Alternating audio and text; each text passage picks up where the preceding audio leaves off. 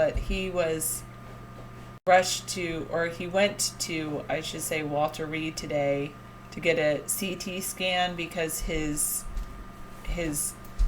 was complaining of a sore throat, and he had enlarged.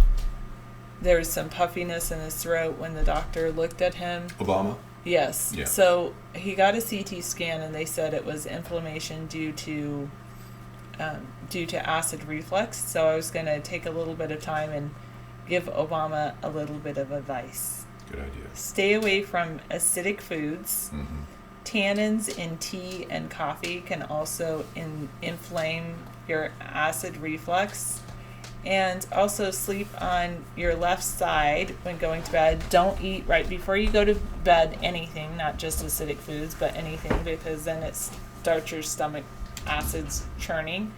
And the reason you sleep on your left side is your stomach's down into your left, and so it kind of keeps those acids down and not coming up and causing problems with your esophagus. Good luck in the remaining time you have in office. Now, I want everyone to know that Sarah has never said anything negative about Obama. And here I am giving him advice to be for good as well. You know, frankly, don't eat David past Sponheim. 8 o'clock. Thank you. I'm David Sponheim, everyone. Welcome. Don't eat past 8 o'clock at night.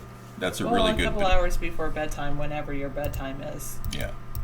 Well, we are broadcasting at the Hangout, so a lot of people... Thank you.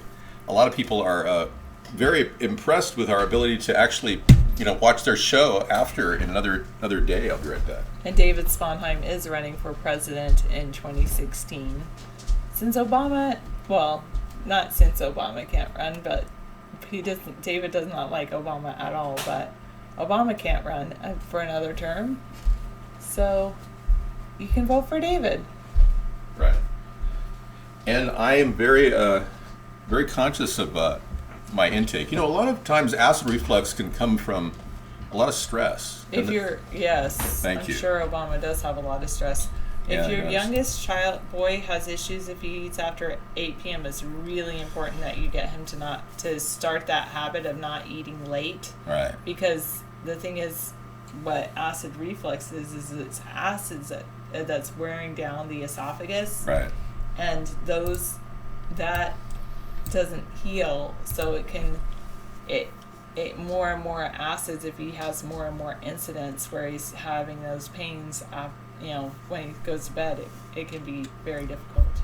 Exactly. And I want people to know that this is one of the most commonly misreported illnesses, that most people take Prilosec and things that just mask the symptoms, and they continue to overeat and eat the wrong foods. You can save yourself a lot of those chemicals by just following Sarah's advice. And then another thing too is even milk. Some people used to think, milk could help an ulcer. Mm-hmm. But milk has the lactose in milk can also cause problems. So you might want to try some lactose-free milk as well. Right. So also today in the news, in the U.S. sent in basically they went in to try to save a gentleman that was being held in Yemen. Right.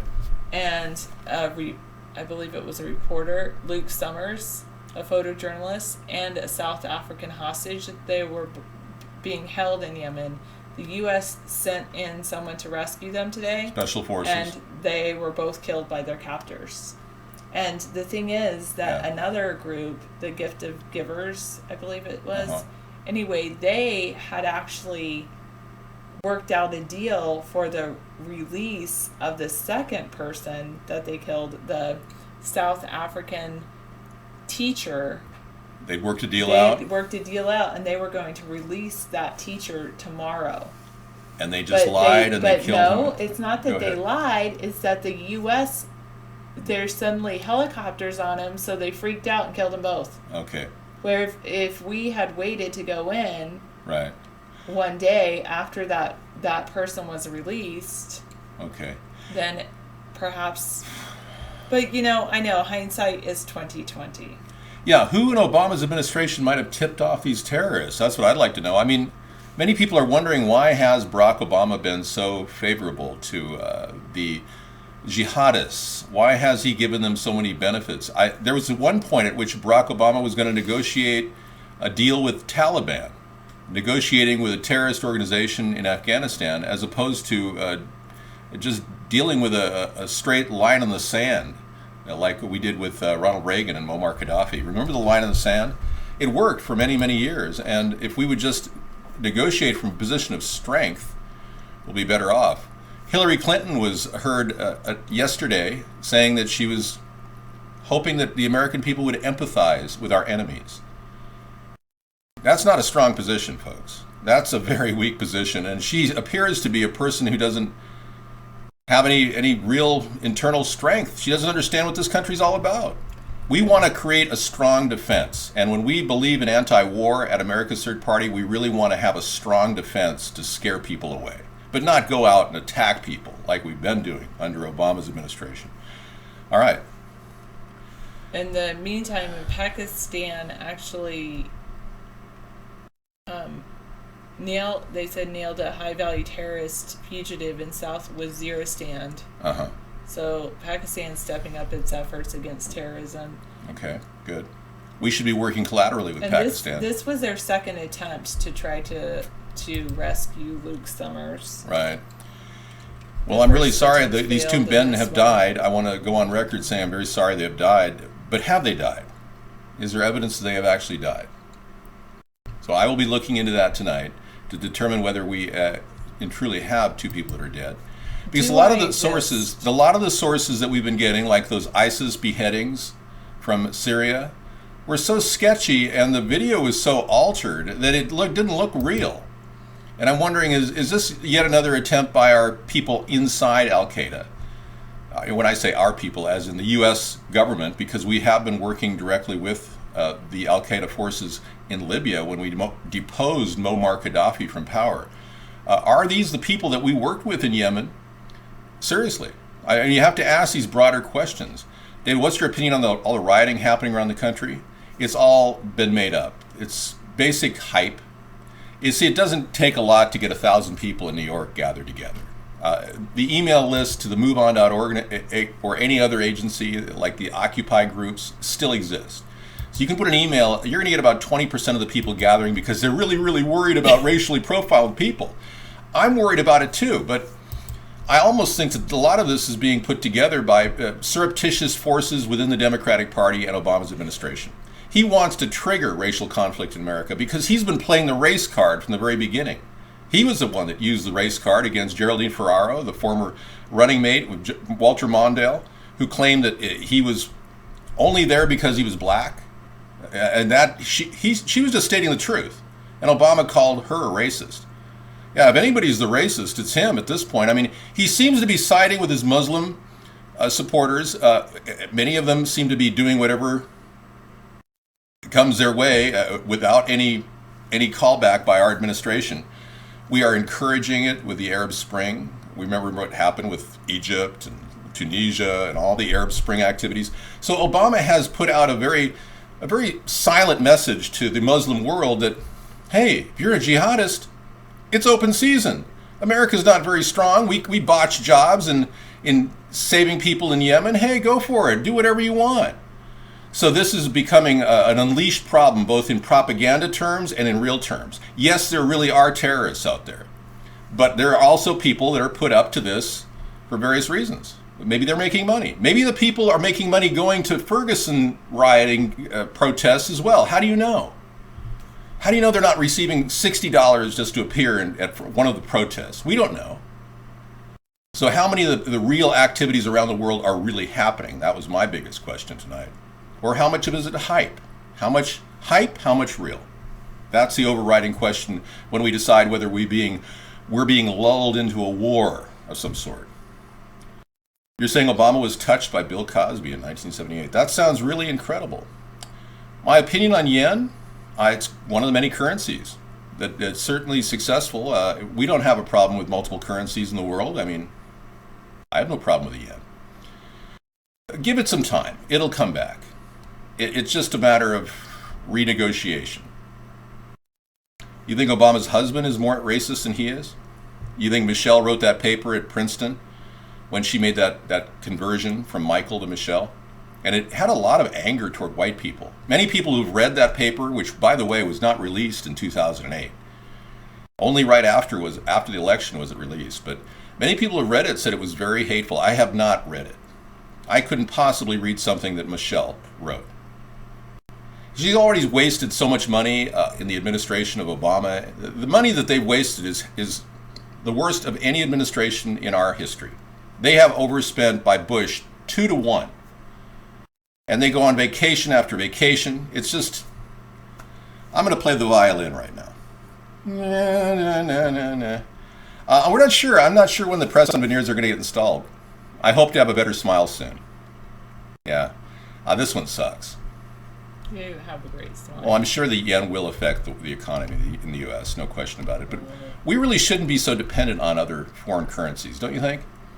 Wouldn't it be great if we had more of an insular economy? That's crazy. Of course not. No, I'm going to just take the vets and comforters and dye them with RIT dye. Maybe I'll have to use some sort of a bleach or cleanser. I'm going to try to save a lot of money when we move into the White House. I will be doing a full paint job. We'll be covering all these walls with brand new paint to get rid of the cigarette smoke. Yeah. So what happened to Eric Garner is another thing that really is quite upsetting. And not only that, but there was there's a fourth night of protests in New York. A lot of them are protesting the death of Eric Garner, but there was a shooting of Akai Gurley. He was only 28, and he was shot at a public housing project in New York last month. And oh man, Akai Gurley, 28, public housing project. What happened? Yeah, they held a funeral for him today. They said that the police officer's gun was like an accidental discharge. Oh, I've had one of those accidental discharges. My BB gun, on my video that I made, it was very strange. It was just was released. That's what I was referring to. I have a video out called. And then they're saying I can't breathe. Yeah, it's really sad. So discharges can do that. Accidental discharges. I don't mean to make light of a man's death. Believe me, it's not. Well, a 28-year-old, he's an adult, so. That's what I said. A man. It's a man. Yeah. Yeah, David. Can you even finish your sentence? Guest 317. We will have to fumigate the house, the White House, as Obama calls it, the People's House. But I understand the smell is kind of indicative of a person who doesn't care about his job. I can't breathe were the last words that he said, Eric Garner said. He was a 43-year-old man who died after being placed. No kidding. Yeah. A Twitter poet has died? Wait. I can't breathe. Young Twitter poet gives new voice to Garner. Hey, AZ dude is being attacked. Cops are out of control. Yeah. Placed in a chokehold by New York police officers. God, these cops have got to stop this. We got to stop this police state from getting out of control. The policemen don't have any restraint. And what better way to stop this police brutality than to issue a presidential order? Thank you, next year. We are a microcosm of the world here. I would have issued a presidential order completely cutting off funding to city governments that allow brutal cops to remain on the force. I unbanned Topper Dan, yeah. It took forever, but he's okay. He can come in. We cannot put anybody like that in a chokehold. Any threats to the president are considered a felony. I want you to know that.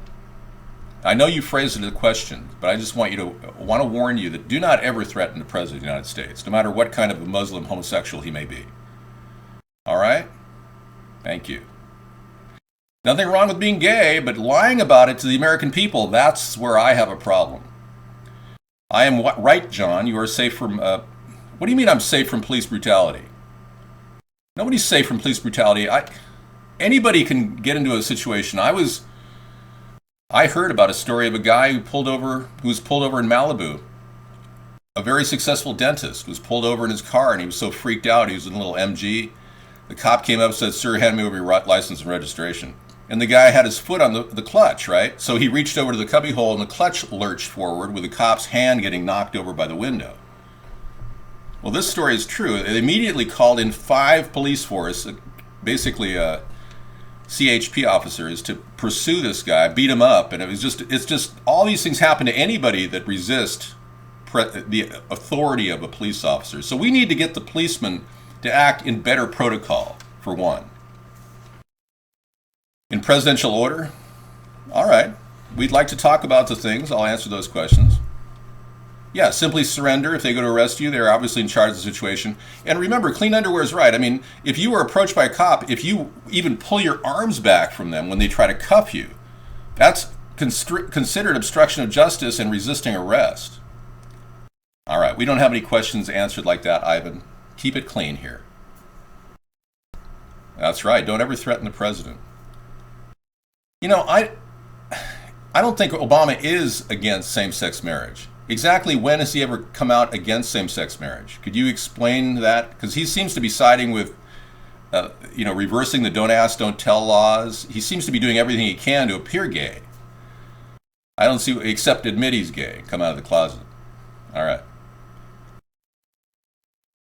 And I don't want to talk about that. I'd rather keep the conversation about how we're being pumped up for a war by Barack Obama and John McCain.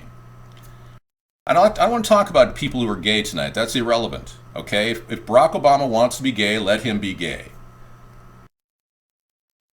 Maybe he's born gay as he can be, as gay as he will be, born gay to pursue his sick perversions.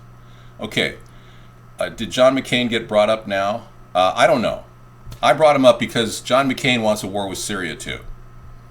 Hey, Baboltre, he seems to like you. Ooh. Yeah, we don't want war in America's third party. We want to start mitigating all the opportunities for war. One of the problems Barack Obama made was when he literally, no more war. He literally, thank you, triggered a vacuum in the Ukraine when he sided with the EU and their effort to give a $34 billion loan out to a group of very starving Muslims in the Ukraine. And then all of a sudden a revolution occurred, and now the Russian separatists are really causing problems. Ukraine is a very big hotspot, and you can blame Barack Obama for that, and the EU. I know. It's a sore throat, but it could be worse. You see, when a person hits the pipe a little too much, it can cause irritations in the vocal region. He needs to get a full battery of checkups for anything from that HPV virus that Al-Qaeda killed a U.S. hostage in Yemen. That's beautiful. Yeah. So Al-Qaeda killed it. Yeah, they did kill a hostage. But we cannot verify this yet, so we're looking at all the sources to verify. According to many, many reports, Luke Summers. I wonder who those many, many reports are. Well, enough to get into Google News and Twitter. Well, that doesn't take more than one report from the NSA. The NSA just has to write the article and it pops up on Google. So I really can't verify the story yet. All right.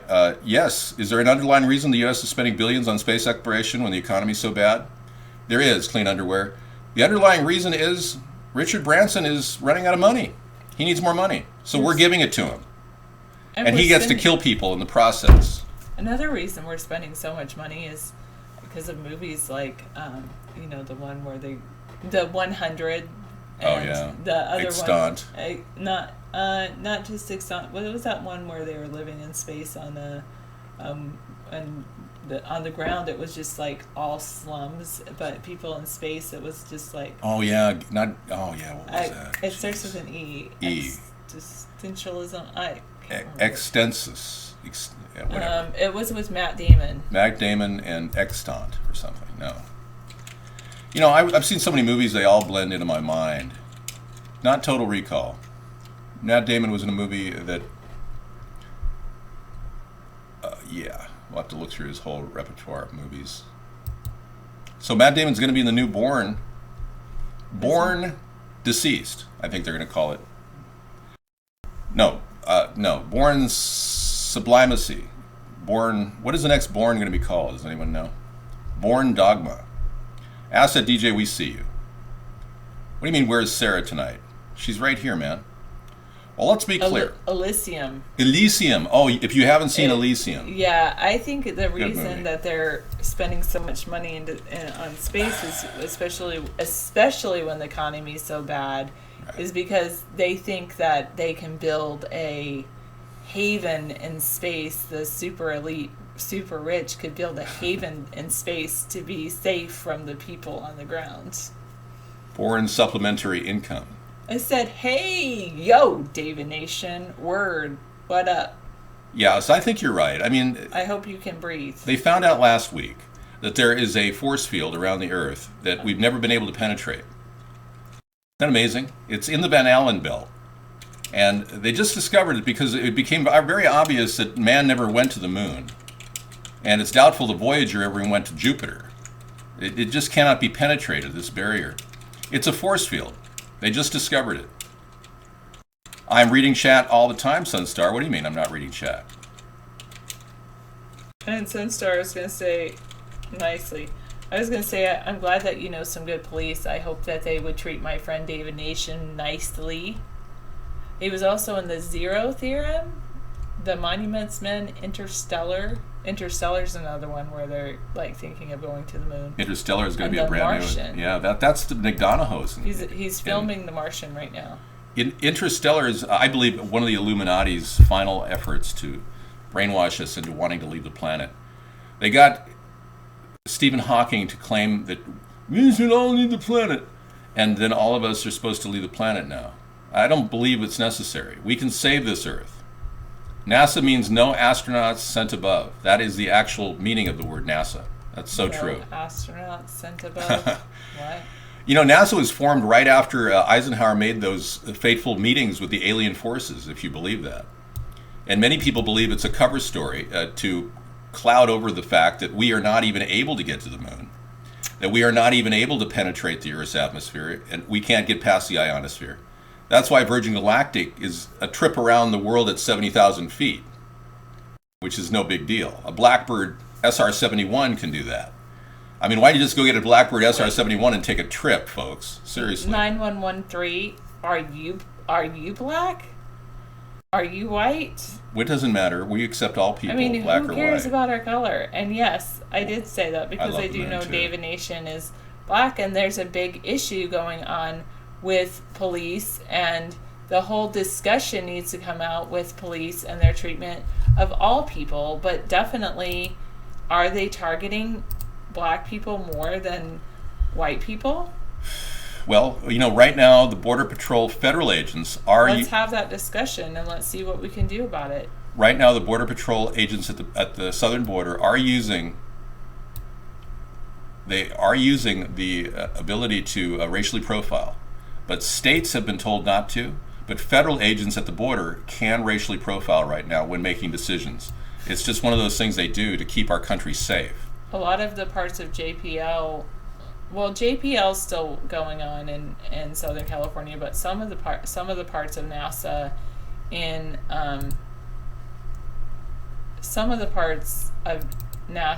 California have been shut down. And no, I love everyone, and I hope police treat everyone nicely. Okay. I'm going to go ahead and play a little of this. The President of the United States. Let's listen to Eisenhower for a second. Good evening, my fellow Americans. We now stand 10 years past the midpoint of a century that has witnessed 4 major wars among great nations. Now, he warned us about the industrial complex, the military-industrial complex. Until the latest of our world conflicts, the United States had no armaments industry. American makers of plowshares could, with time and as required, make swords as well. But we can no longer risk emergency improvisation of national defense. We have been compelled to create a permanent armaments industry of vast proportions. Vast. Added to this, 3.5 million men and women are directly engaged in the defense establishment. Now, this is when he got really constipated. This conjunction of an immense military establishment and a large arms industry is new in the American experience. The total influence, economic, political, even spiritual, is felt in every city, every state house, every office of the federal government. We recognize the imperative need for this development. Yet we must not fail to comprehend its grave implications. Our toil, resources, and livelihood are all involved. So is the very structure of our society. In the councils of government, we must guard against the acquisition of unwarranted influence, whether sought or unsought, by the military-industrial complex. The potential for the disastrous rise of misplaced power exists and will persist. We must never let the weight of this combination endanger our liberties or democratic processes. We should take nothing for granted. Take nothing for granted. Only an alert and knowledgeable citizenry can compel the proper meshing of the huge industrial and military machinery of defense with our peaceful methods and goals, so that security and liberty may prosper together. And that's the alarm. Where is that? I got it. Down here. I got it. Okay. Yeah, that was one of the greatest presidents we've had, Eisenhower, right out of the post-World War II, where he was warning us of the growing nature of the military-industrial complex. And this is a guy who had firsthand knowledge of this, okay? Now, we need to pay heed to this guy. We've already seen the growth of military corporations that have become contract repeaters every single year. Lockheed Martin gets $30 to $35 billion a year. This year, Boeing got over $53 billion, a contract that helped the American people here in Washington. A few of them are getting jobs here because of it, but not everybody. And as a result, I have to sit in my home, which I live in, near a naval air station called Whidbey Naval Air Station, and endure flyovers of F-18s at like 200 to 300 feet above my head with 120 decibels, all because of these contract repeaters. That's right. And these people, like Boeing, who, by the way, completely missed the contract on the first go-through, lost all 6 points of the contract, but somehow miraculously won the contract for the oil tankers. What job do you need to hire me for? And talk to me later, because I don't talk about anything other than politics here. Yeah, Obama went to the hospital, everybody. Apparently, he's suffering from a little swelling in his throat. We hope he gets better so he can, continue doing nothing as a president. All right. There's no stupid words coming out of my mouth, you freak. Everything I say has complete intensity and a certain depth that you need to listen to in order to understand them. All right.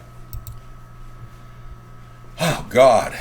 I'm dealing with so many trolls every night. And by the way, that is a bannable offense. I live near the Whidbey Naval Air Station, not Libyan Naval Air. Whidbey, Whidbey. And because of this order that the Boeing got, they've got all these F-18s coming in and a lot of oil tankers. But the F-18s are literally producing noise levels of 120 decibels, which is twice the normal limit presented by the government. And they're using statistical judo to continue justifying this. And I can tell you there's no slander going on here. Everything I say is absolutely true. We've got a useless, lame duck president. I'm not slandering him. I'm using my freedom of speech. And a lot of you Democrats need to realize that that is more important than your petty little view that Obama is your godhead. No, I don't have a choice to move because, frankly, this is a great area to live. And I chose to live here because of the beauty. Not to make it a training station for incompetent F-18 pilots who fly over my head. Last week, they nearly collided right above my house. I nearly watched two F-18s nearly collide, and you have to answer the question. Why do F-18s have to fly side by side 10 feet away? Exactly what's the purpose of that? Could someone explain that to me? Anybody have any ideas why all these jet pilots, these Top Gun freaks from Pensacola, Florida, have to fly 10 feet away from each other? I'm nearly in Canada. Yeah, check the map. Cop thought pill bottle was a gun. Here we go again, Babultra. Wow. It just never ends with these things. Let's listen to the CIA video. I mean, the CNN video. According to police, they had two separate witnesses who said there was some drug dealing happening from a black Cadillac SUV. So they responded. An officer was sent to the scene, encountered Brisbane inside a vehicle that matched the description of this vehicle that witnesses had reported. He apparently took off as an officer encountered him and fled to a nearby apartment, which we now know was his girlfriend's apartment, and the officer followed suit. They tell us there was a physical struggle inside that apartment, and at some point Brisbane reached inside a pocket. An officer tried to grab that hand that was reaching in the pocket and thought he felt the butt of a gun. That's when he used his gun, the officer's gun, and fired 2 shots into the torso of Brisbane, and he died there on scene. Now, we did hear from Brisbane's mother, who says her son was not perfect. She admits he had a criminal record, DUI, also drug possession. Okay. All right. Same story, different person. Wow, this keeps repeating over and over again. Now the stories are popping up. Do these things happen all the time? We just haven't heard about them? I mean, I'm wondering what's going on here. Is this like an overwhelming presence of bad cops or what? There was a study done or whatever, when someone's holding a gun, they think other people are holding guns. Okay. Even when the other people are not. And Mad Dog has a story about black radio caller explodes on white liberal hippie kids protesting the police killings. That's not what happened, you idiots. Interesting. Sponheim River? Are you making a joke? That's so funny. Not. Hey, yeah, the prevalence of law-breaking thugs and police exercising force. News at 11. This is better than the news, weather, and sports. It's the propaganda, weather, news, and sports. Much better. All right, so hi. Welcome to the show, everybody. They're practicing maneuvers. You tell me what maneuver 2 F-18s would have to make in order to crisscross within 10 feet of each other's wings over my house. Exactly what maneuver would be necessary for them to do that? I must remind you that we are living in an area of a population of 50,000 people. There's nothing in the word naval air station that says they should use it for a training ground for incompetent pilots. Just about a month ago, 2 of those F-18 pilots that trained right above my house crashed. 2 F-18s right above the Carl Vinson. Seriously. One was dead. The other survived. But the 2 F-18s are gone. Goodbye about $200 million worth of hardware. And just last week, an F-16 crashed. Another mistake. I'm in no way associated with Freemasons or anything to do with Zionism. At all. I believe David will be as ruthless in the White House as cops are with the meager authority they're given. Well, you're right about that. I'm not going to be a wimp like Barack Obama, I can tell you that. Yeah, an F-16 crash. That's called pilot error. Thank you. I'm glad you won't vote for me. All right, you're close to a base to be safe from bombing? Well, yeah, that's the one upside of the thing, but we're also a target on a nuclear attack zone list. I mean, we're the number 1 on the hit zone for China and Russia. I mean, you're looking at a big flash in the end of David and Sarah if there is a nuclear war. Yes, this show is live. You would vote for me. Thank you, Johnny. I appreciate that. All right, so we've been battling through. No, I'm not a member of Mensa. I would never pay the $75 a year charge. You'd have to be an idiot to do that. What do you mean nobody takes me serious? You're calling me a clown? I've got an IQ above both you and your father. You're banned. You're both like about 100 IQ going, oh yeah. Well, Dad, I don't like him. He's a real clown. He makes jokes. I don't want to vote for him. Let's find some greedy pig like Jeb Bush to vote for, Dad. I'm not bragging about my intelligence, David Nation. You notice I didn't say exactly what my IQ is. Do you have a calculator? Okay, I'm going to give you a few numbers. Are you ready to crunch? Here we go. I'm kidding. Let's move on, all right? I love you, not in a gay way either. Yeah, I hear you. My name is Jeff. I am Sam. Well, hi, Jeff. How are you? My actual IQ? It varies. It depends on my mood. I know. I loved Andy Kaufman. Brilliant comedian. Brilliant comedian. I'm not full of myself. No, not at all. That's that's an accusation that I would deem demoralizing, and that's a bannable offense. Sure. Let's give the next 5 minutes to pure demoralization. Go for it. This will be the purge. Just start demoralizing. I'll give you 5 minutes. Based on my research, Ivan, we have a 12% chance of success.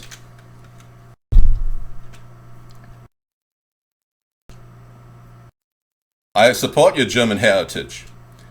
Unfortunately for you, River Wolf, my family, the Sponheim family, left Germany in 1100 AD before the Nazis took over your country. So my family has a great pride in being German. Whereas you scumbags are Nazis! Sorry. Anyway. Yes, my family left Germany in 1100 AD. We moved to Norway and impregnated a lot of women there. And then we moved on to the United States in 1840. But my mother's side, we were part of the first wave of Americans from England. Yes, we landed here on the next boat after the Mayflower. This is Whidbey. Hey, there you go. This is Whidbey. Yeah, and you don't need Whidbey to be polluted with jet fuel and chemtrails. So why don't you people wake up and get real? Because right now, you're sitting ducks for a massive F-18 crash on this island.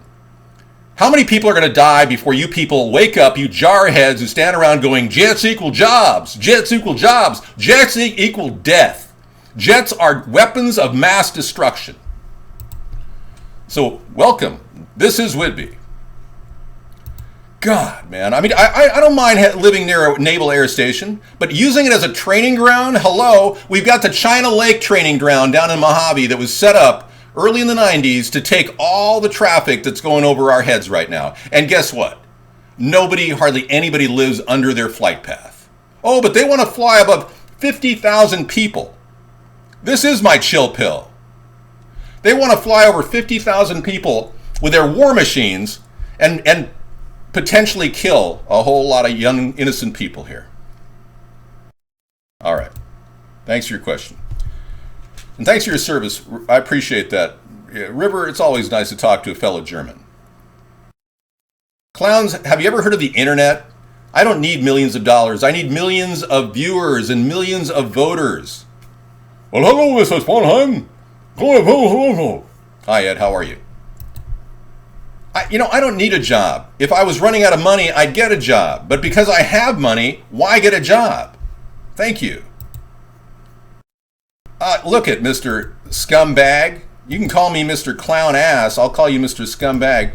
Listen, Mr. Scumbag, you can't tell me I can't run for president, so just bag it. All right?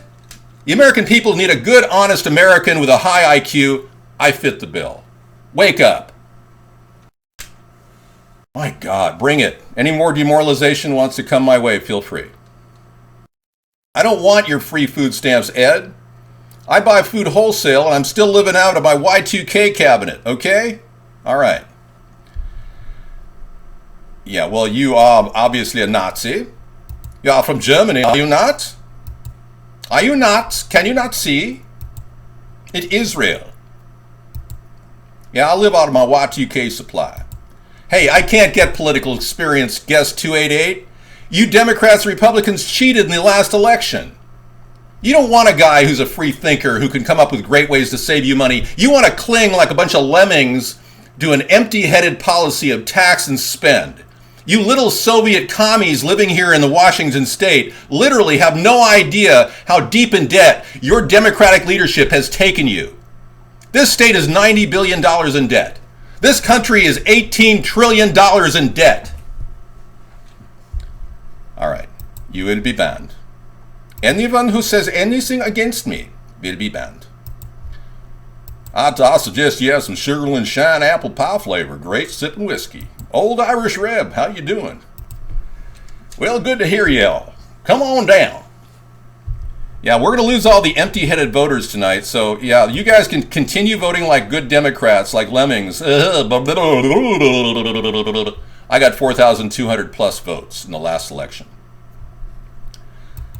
We've been through this. You're like a guy who likes to get banned, I guess. And no, I'm not any kind of porn star. Never done that. I'm a very private person with my privates. A prawn star. Now there you go. I like shrimp. All right, we don't need your stinking bobbleheads to vote for us, okay? We're fighting a massive propaganda war over the airwaves and television. Yes. Do you have any money to donate? Clowns suck, or are you just talking through your ass?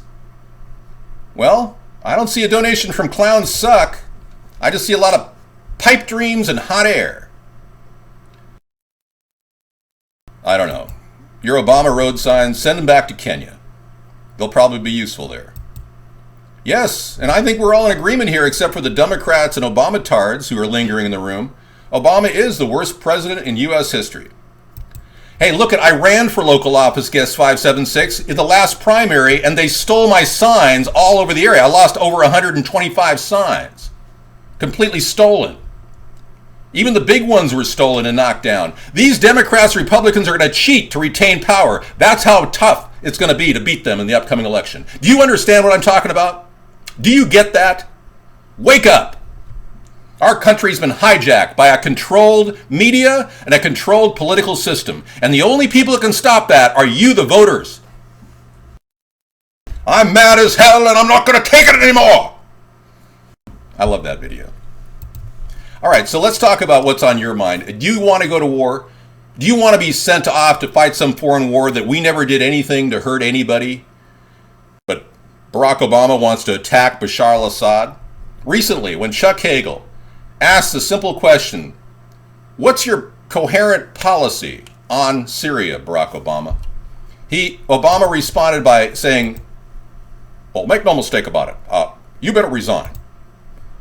Or you'll be like General McChrystal and I'll just fire you. Obama can't take any criticism. He doesn't even have a policy toward Bashar al-Assad. I'm taking that as a death threat, and I will be reporting that to the Department of Homeland Security. All right? So you Nazis better get your act together, because you're not dealing with some person who's like an ethnic minority here who's like, well, I don't know what to do. You're dealing with a fellow person of Germanic origin, and you're calling me out? Good luck with that. God. I was telling people the other day, I was like 225 pounds, 6'4", and they said that my BMI index says I'm overweight. It's like, if I got rid of any weight, it would be this massive head of mine. I mean, that must weigh 25 pounds on its own. You know, I could lose 25 right there. Hey, I'm going to ask you to stop doing that. Israel and the New World Order want Assad removed. Yeah. Tell me about it. And that's why Barack Obama, the good puppet that he is yes, well, make no mistake about it, Henry. I'll definitely work on that. And we'll make sure we continue attacking Syria for no reason. We'll even create an imaginary force called ISIS and tell all the people that they've got a caliphate. And then everyone will be scared. But if they aren't scared, we'll just continue lobbing off heads in various countries like Yemen. And everybody will eventually agree with me that we need to strike Syria. That's basically what's going on. And Henry's going, yes, Mr. President, I believe you will be very good for the New World Order. Oh, well, thank you very much, Henry. Well, we'll take that call from Henry. You know that Henry Kissinger was a special assistant to the President of the United States of America under Obama? He was also Secretary of State under Richard Nixon. My fellow Americans, I am not a crook. His face was jiggling around. It's crazy. I'm trying to impress you with my intelligence, 806, but since you're not receptive to intelligent thought, I'm afraid I missed my mark. So continue going back into your drooling and your walking around with the paper slippers on, and ask the nurse for more medication, okay? Thank you. Nurse, can I have some more medication? This guy on Blog TV is bothering me. We call it Blog TV, even though this is Vaughn TV.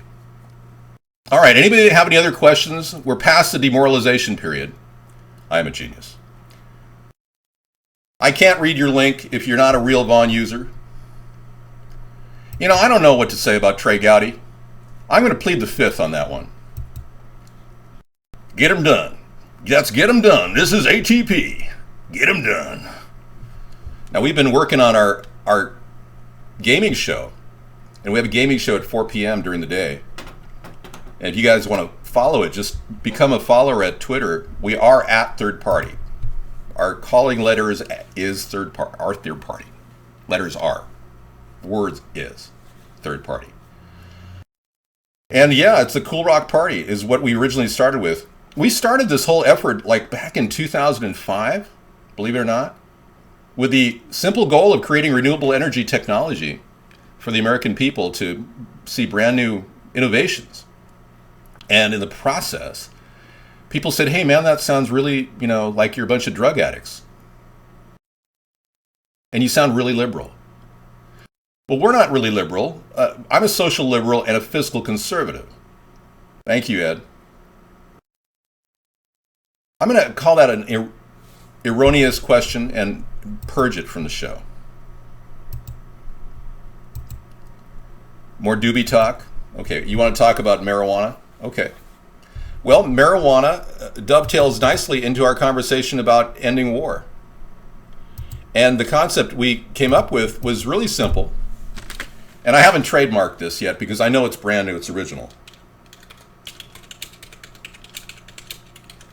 And that is, make love, not war. That's so original. Well, it is. I'm thinking of trademarking it, and I put the T in front of it, so it's my trademark expression. It's not make love, it's to make love, not war. And I think they'll allow me to get a trademark if I add the T. To make love. To make love, not war. And that's more of an active verb, to make. Not make love, but to make it. Like Temecula. Medical marijuana is very conducive to the concept of making love, not war. David, my nephew just asked me, he wrote this, if that guy's still doing this, he saw you the first time when he was 10, now he's 17, he asks if you need any help, and why don't you take your meds, Dave? I don't take meds because I'm not mentally ill. And I don't believe in big pharma telling me what to do. I don't support more taxation. I am a fiscal conservative. I have a flat tax proposal, you idiot. And I'm not going to support taxation through inflation. And I'm never going to prop up big bankers through a central bank. I have an infrastructure bank, not a central bank. The infrastructure bank is about stimulus, not controlling of the monetary system. The Treasury can do that. But once we get rid of the Fed, we can then supplant it with an infrastructure bank. Yes, Adele 53, I will investigate the 9/11 Commission report fully, and we will look at the possibility that a demolition occurred. Now, just last week, we talked about the 9/11 incident on Truth Tuesday, and we brought up a very interesting picture, and I will bring it up for you. Couple of interesting things. I'm going to play you a rare interview with a guy who saw the Flight 93 crash site, and listen to what he said. On fire, some small fires in the woods, just small brush fires. The ground smoking, debris everywhere, pieces of metal, paper, insulation, wiring, and I just looked around and no people. No people. And I'm thinking, where are the people?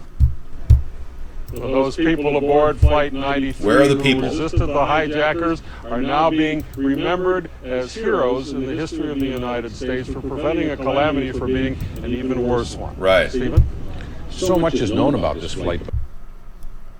Right. And let's play this one. This is really shocking. Get ready to read all these words on this page without making a mistake. Look at the letter at the end and remember the sound it makes. Get ready. Kite. Yes, kite. Get ready to read this word the fast way. Get ready. Kid. Yes, kid. Sound it out. Get ready. Kid. Sound it out. Get ready. Kid. What word? Kid. Yes, kid. Boys and girls, sound this word out. Get ready. Steel. What word? Steel. Yes, steel. Read these words the fast way. Get ready. Play. Yes, play. Get ready. Must. Yes, must. Let's Let's read these words the fast way without making a mistake. Get ready. Kite. Yes, kite. Get ready. Kit. Yes, kit. Get ready. Steel. Yes, steel. Get ready. Lane. Yes, lane. Get ready. Must. Yes, must. Go to your speaker reader up from under your seat. Open your book up to lesson 60 on page 153. All right. America is under attack, everybody. So basically, there were no bodies in Flight 93. The words that they used during that event, when Bush was reciting like a complete idiot, were actually telltale signs of them knowing that they were going to be attacking. And they're telling us, hey, you people, you're idiots. You believe this. Worst political party is municipal corporations. Benry, I agree. I cannot run for mayor. And the reason is, everybody in my area will do everything they can to take my signs down. I'm telling you. I have had nothing but problems. I ran for the U.S. or the State House in Washington, and I don't lose at all. The thing is, they're cheating. You need to realize that and understand this entire country is under siege by a bunch of corrupt people. Somebody said blink twice if you're under duress. You're funny. That old bait and switch GOP top security after report in 60 they investigated. Yeah, they needed. Oh, come on. You're telling me the GOP's behind Benghazi now? Well, that doesn't surprise me. But frankly, I think it was a democratically led plan to completely get rid of a witness called Chris Stevens. You know, I don't need a permit to put up my signs during a state election. You can use public areas to place signs if you're an official public candidate. Thank you. They're not facts, dude. The reality is you're trying to rewrite Benghazi and Barack Obama won't even report on it. Hillary Clinton won't even talk about it. They took the signs down to influence the election. It's called cheating, guest 169. Well, I don't know that Ronald Reagan could solve these problems because, after all, he took a very small role in running the White House. The person running the White House under Ronald Reagan was Don Reagan. Don Reagan. That's right. You know, Ronald Reagan never even knew. Kissinger, he's New World Order, man. Ronald Reagan never even knew about the Iran-Contra affair, supposedly. Don Reagan knew about it. Yeah, let's not get into that. Did you obtain? I don't need to obtain permission to put signs up on public land, easements, when I'm running as an official candidate. So that is the answer to your question. No preview of Blackface 2. It's coming up for Christmas. It'll be my Christmas gift to you. Okay? Yeah, you do not need permission. That's correct. Well, let's be clear. Ronald Reagan, I'll let 2 million illegals in the USA. Nothing to see here, move along. Well, come on. Ronald Reagan was a great president.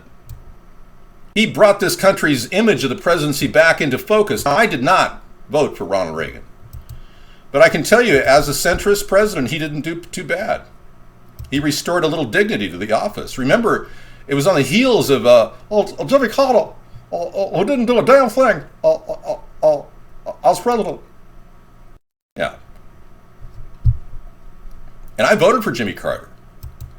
You know, look at Ronald Reagan was no more of a warmonger than Barack Obama. What's wrong with you Democrats that you can't open your eyes and realize that Obama is a warmonger? What's wrong with you people?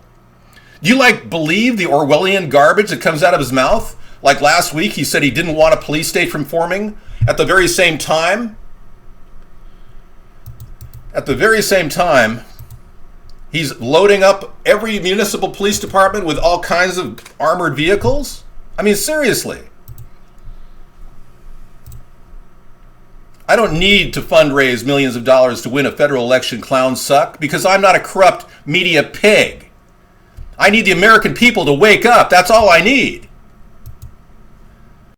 Barack Obama is a mere teleprompter reader. He never even recites what he's saying directly from his own brain. The guy is simply reading off a teleprompter. You guys are out of your mind. You still believe in this guy.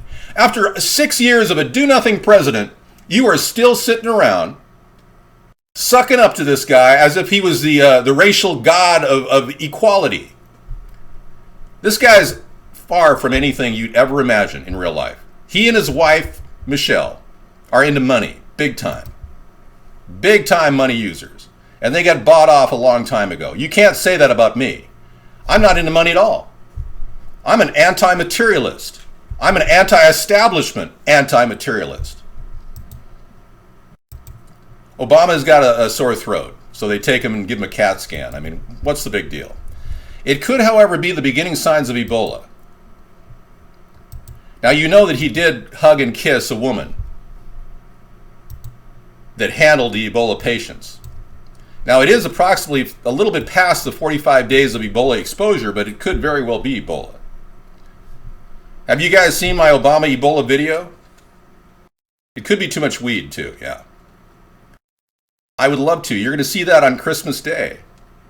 Yeah, my homemade tree is awesome. This year it's so cool. I've got the little nativity down there. Yeah, a cute little nativity we picked up. The only time they ever made really nice nativities out of China. It was like 1 year China put out these great nativities and we got one. And ever since they've all been like plastic strike-offs of the original. Yeah, I agree. We definitely could stop printing counterfeit money. The Federal Reserve has got to stop. We've got to retire the Federal Reserve. Clown suck, you just don't get it, do you? You're a total suck up to the two-party system. You have no idea. We're building a third party because the two-party system is corrupt. What about that do you not know? No, Sarah is thinking of getting veneers too. I didn't selfishly cry for them. What did the Federal Reserve do to you? Nothing. Out of all the money that QE2 and QE3 and TARP 1 and TARP 2, not $1 went to an American citizen, an average American citizen. That's what the Federal Reserve did to me. Nothing. I got nothing. In the past 7-8 years, they printed up over $6 trillion. Now, I know the IRS is under a new scandal. Yeah, I wouldn't doubt it. The IRS isn't of itself, it's in and of itself an illegal organization in many ways. When you look at all the rip-offs, the tax rip-offs that the IRS is engaged in, when you see that they have secret places where they have strip bars and corporate buildings, the IRS is scamming the American people. Now, I will reduce the load on the IRS with a flat tax, and will also get beyond the 16th Amendment's issues, which many people feel make it illegal to tax wages and compensations. There's definitely an audit coming. Oh yeah, bring it on. I will definitely audit anybody who literally, in the IRS, it's cheating the IRS itself. Sure. If somebody wants to audit me, feel free. Yeah. There's nothing to audit. I don't make any money. No. The economy will not collapse. We will go back to ground zero. No, you cannot possibly defend the argument, Guest 364, that printing money into perpetuity will help the nation. You know, that's how the country is bankrupting its future. We are on a very, very steep incline right now. Literally printing up money rapidly to keep ourselves going up, and all it's going to take is stopping the printing to start declining. And because they printed up so much to get to this point where everyone seems like, oh, Obama's doing such a good job, the economy's so prosperous. Yes, everybody can be audited, Ed. I'm sure that's not true, Guest 825. Yeah, the whole Federal Reserve is a Ponzi scheme. And I want to thank Ron Paul for doing that, for actually becoming the person to reveal the Federal Reserve as what it is. You know, Clown Suck, I'm going to ban you from the room because you keep repeating the same thing over and over again, which is demoralizing. And Bestiality, I'm going to ban you because you don't believe in us.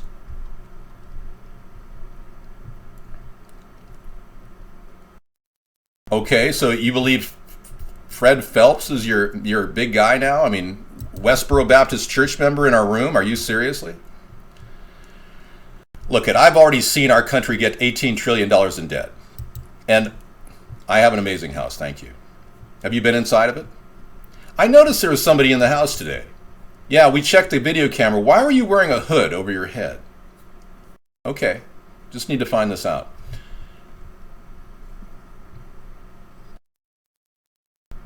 Wake up, people. Yeah, check out the 747 blimp. Thank you. I said we're 18 trillion in debt. It's true. No, I don't do that show, Evan. You're going to have to go find another guy to talk to over there. You know, they come in here, it's like I'm a person magnet. I have a very magnetic personality. I'm bringing people of all different mental statuses into our show. You got your idiots with an IQ below 30. You've got your imbeciles with an IQ below 45. And you've got your morons with an IQ of around 70, 80. And then you've got your average people with an IQ of about 100. I have 185 IQ. Well, I'm not here to kill religion. I support free speech, Brenry. I don't fear radiation. I'm embracing it every day. When I drink water and live in this northwest area, I actually checked the radiation meter in my area, and it showed pretty modest radiation levels, way lower than the ones in California. So I'm not that concerned. Thank you, Brenry. Oh my gosh, it was Trayvon Martin, yeah. I can't afford a tree. Trees are like $19.95 at Home Depot for the low end trees, the scrub trees. Yeah, I don't want to spend $19.95 on that. I'd rather do something else with the money. So I create a tree out of my own fallen branches here. Yes, even for believers. Free speech for everybody. Not today, no. It's coming up Christmas Day. Can you wait? My God, man. Show some patience. I can't afford a tree, yeah. I am better than everybody because I'm the guy who's smart and you're stupid, okay? That's the best way I can describe it. Why would I not want to run for president if I could fix America's problems? Think about it. God. All right, moving on. Congress shall make no law, etc., coupled with Jefferson's sublimely eloquent letter in which he mentions the wall between church and state. Listen to me. I know what's up. I don't talk about religion on our show, but I support your right to believe whatever you want. You know, ironically, I even support the right of Barack Obama to worship Allah. I know you may not want to hear about it, but Barack Obama does worship Allah, and he has a ring on his ring finger which has an inscription on it. No matter what you look at online, you can check out the Snopes debunking story, but the inscription reads very clearly, Allah is the one and only God. Thank you, Johnny. Well, let's be clear. So let's show you that ring finger, okay?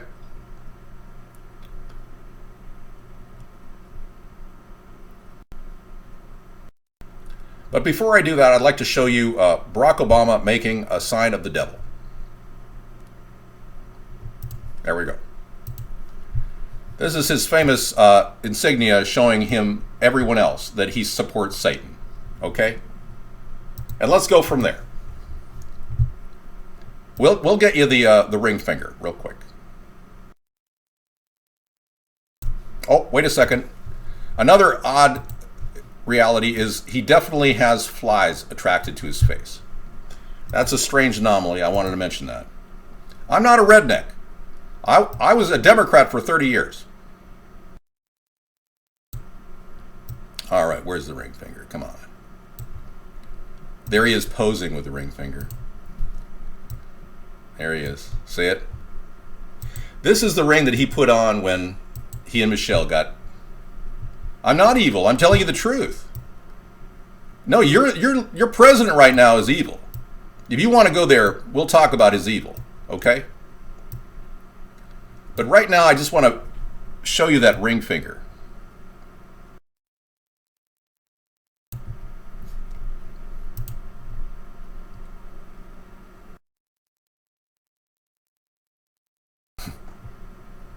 Okay, it's just not popping up here. Why is that? What happened to my ring finger picture? Probably because you didn't save it as... Oh, no, it moved over because I keep adding to the list. Here it is.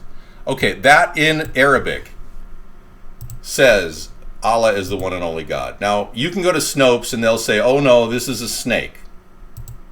Okay, Let's go with Snopes' argument. It's a snake. Why is your president wearing a snake on his finger? Does anybody have an answer to that? Because here's the literal translation, right here in Arabic.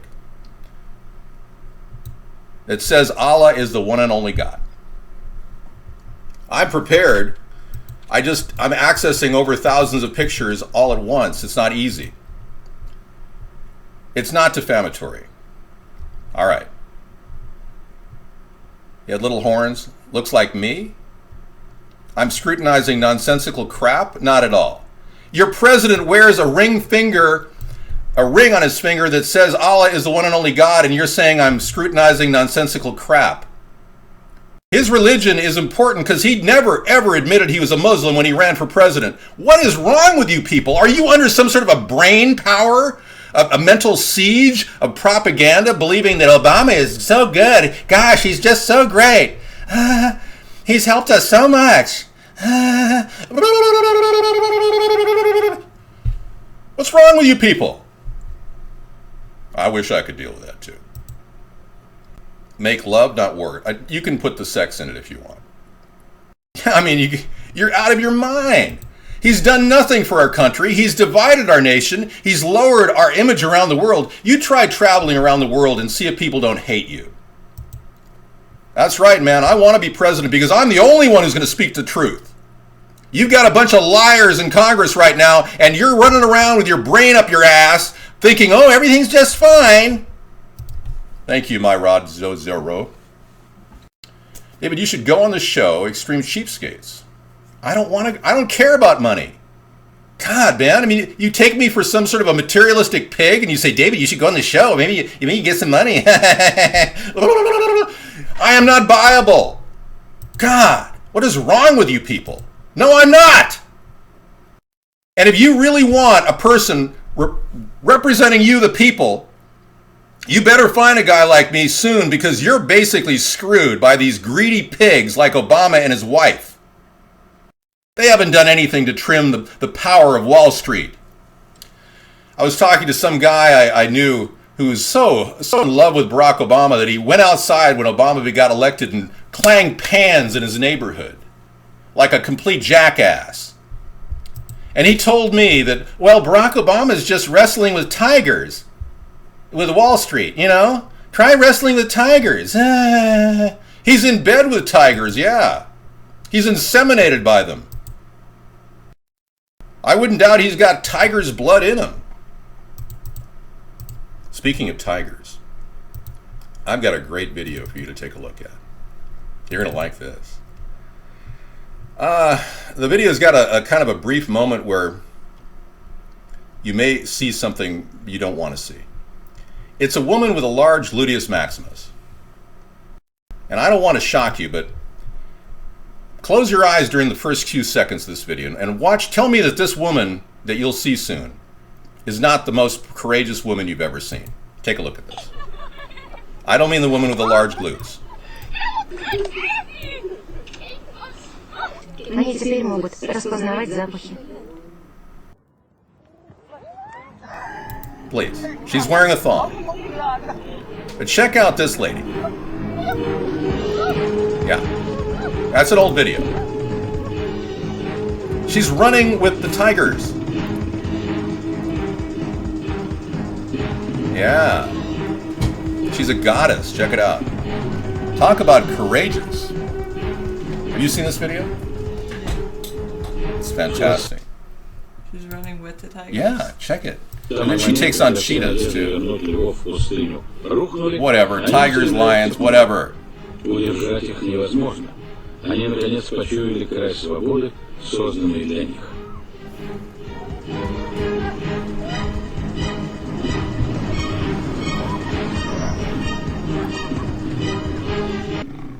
This is her cheetah scene. This is her name is Etienne Neverhagen. Yeah. Yeah, just check that out.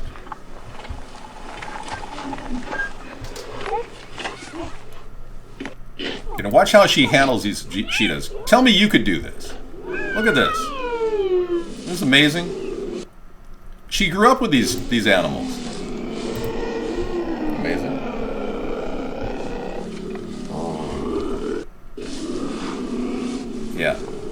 When she gets down, they attack. But when she stands above them, they're afraid of her.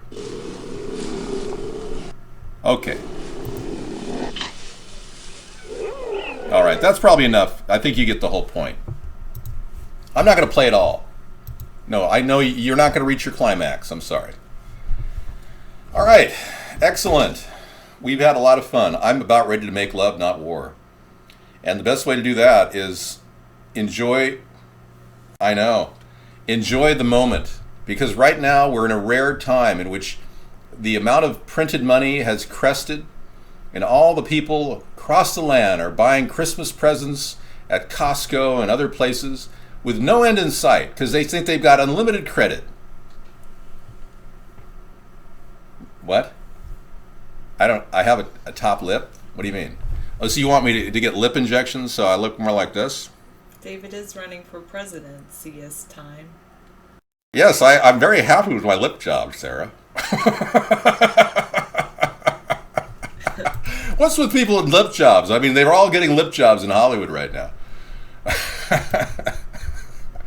Jennifer Garner, I mean, what's going on with her, really? A vast improvement. Okay. No, I've got Prince Albert in a can, and believe me, I'm not going to open that can. It's archived in my food archive. Whatever. All right, this is great. A lot of you are really coming out of the closet and talking about your secret lips. Oh, it sounded like Obama? Okay, let's see. Well, make no mistake about it. Let's be clear. You're right. It does help my my Obama impersonation. Yes, she's not my wife. We're life partners. Let me move back so I don't look like I'm outstaging you. You're such a beautiful person, Sarah. People need to see you. Well, I think I mean, it is breathing cold air. Sometimes I do think David knew the day before that thought I might be coming down with a cold. Yeah.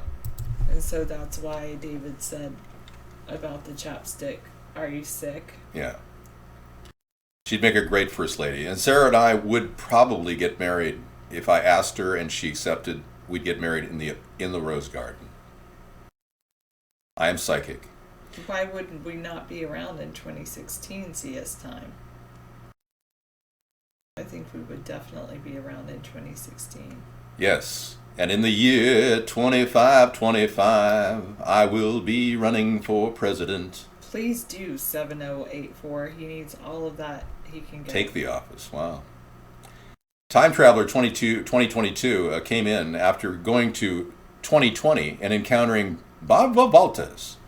Hello, Time Traveler. Welcome to 2020. Is that why you're visiting me? You need me to make the smart decision for you, Time Traveler 2022? In the year 2525. Tell me what's your dilemma, and I can solve it for you.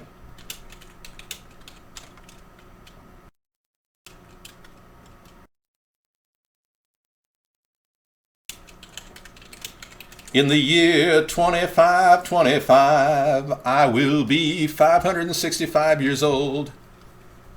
Yeah, it's a song, guys. See 2182. How do you even go there? Let's talk about something else. It's Saturday night and the night's getting started. I think you're ready for some good old chat. It's about time to talk, so I'll make you rock. I'm working on somehow making my brain think better. I can't rhyme the way that some poets and rap stars can rhyme. And I'm working on that. My rhyming is subliming. I'm featured. Oh my gosh. Well, we should change the color of Make Love Not War. Let's do a fuchsia, or what color would be good? Yeah, fuchsia's good. All right, fuchsia it is. Would you say fuchsia is that right there? It's right down below it. Here? Yeah. Really? Or one over there. What about here? Is fuchsia? Sure, yeah. Fuchsia. Would everyone agree this is fuchsia? I'd rather be on the fuchsia list than the red list or the blue list. When you listen to Alex Jones, you're wondering, first of all, is this guy Bill Hicks? No. We're not big tailgate party people. No, we're not. We're not big tailgater. All right. Well, a lot of you are here to talk about politics. So many of you who are religious understand that Bill Hicks probably became Alex Jones. My swim spa video is excellent. I am thinking of a live stream directly with a GoPro camera underwater, so I can wear my Speedos underwater and then talk above the camera and have a split screen so you can see some of my moves underwater. Would you like that? All right. If I have a son, I will protect him, but I don't have a son currently. No Von Casters will be in the cabinet. We are going to be talking about them living in the closet. Many of them are in the closet right now, but about the cabinet, we're not sure. I guess I'll use this. You're tripping hard, Asset DJ? Would you drop acid or something? Okay, you guys can spend some time with Sarah because I take a break. Let me get the block and tackle and pull my body up and get out of here.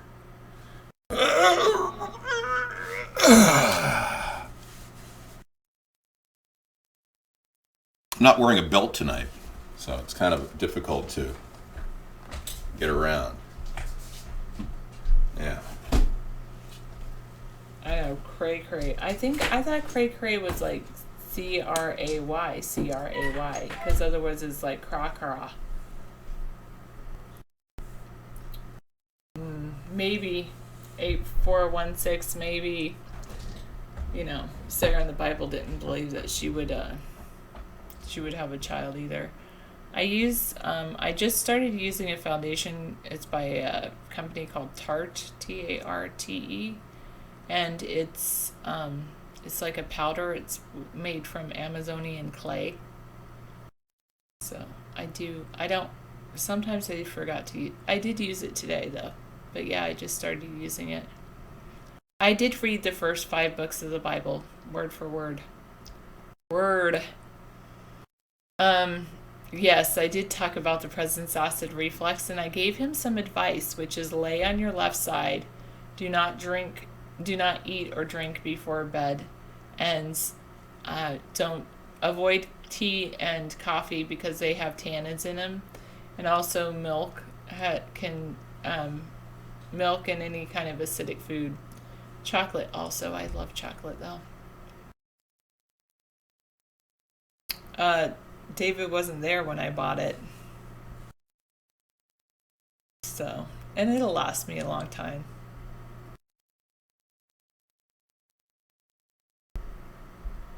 I just started using it I don't know, maybe 2 weeks ago.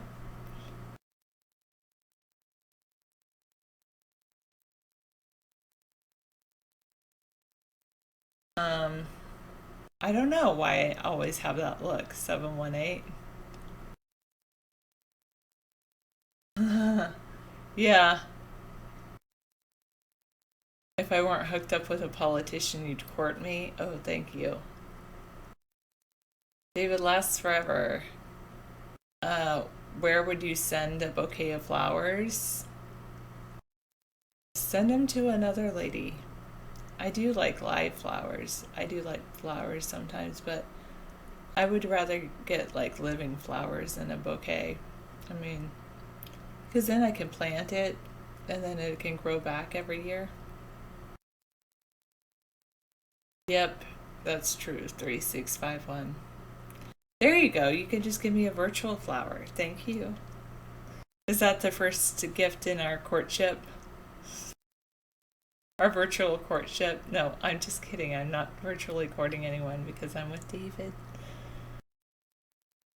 What? No, I'm perfectly happy. Oh, you do that? Do you have acid reflux 966? You want to give me a cake, a birthday cake? Cool. You could wait till my birthday, but sure, I guess I can have some virtual cake now, since it won't put on any pounds if I eat it. No. He's a rageaholic. No, David likes to discuss the issues that bother him in the world. February 6th is my birthday. right before Valentine's Day, which is perfect because everybody has all the Valentine's stuff up, and I always think they're celebrating me because my last name's Hart. So it's like all the stores and everywhere is celebrating me because they put all the hearts out for February. Yes, I know. There's a lot of competition. Yes, Sarah Hart. Totally. You're going to celebrate my birthday every February 6th. I hope you come into the room and tell me happy birthday. That would be good. Do I think Michelle Obama is a man? I'm not totally convinced about Michelle Obama being a man. But ever since David played that video for me, I don't have an I am. Sorry. Ever since David played the video, then I was watching like this, it's funny.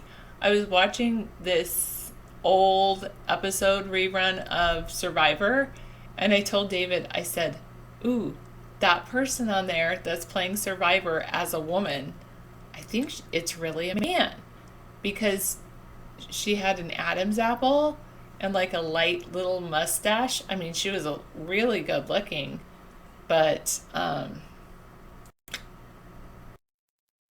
oh, thank you, 324. I thought, maybe she is a man. Oh, it is. It's officially 2 months until my, no, not 23rd, I wish. 37th birthday.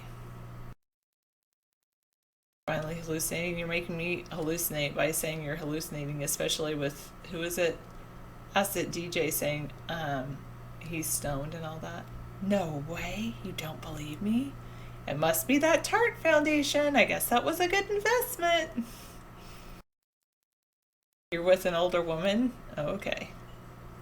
That's nice. Wait, who's the older woman? 12 hearts for me. Oh, that's so sweet. They're like little chocolate hearts, so I'll take them and eat them. Would I abort a child? No, not at my age. I would not abort a child. When I was younger, I've never aborted a child. I never had to, fortunately. And you know, but I do think that people in that position, it's really I would like women to really be educated before they make any kind of decision like that, but really I believe it should be ultimately the woman's choice. You want to give me some chicken for my birthday? Wait, is that what that means? What does Amber get stoned on? Maybe catnip?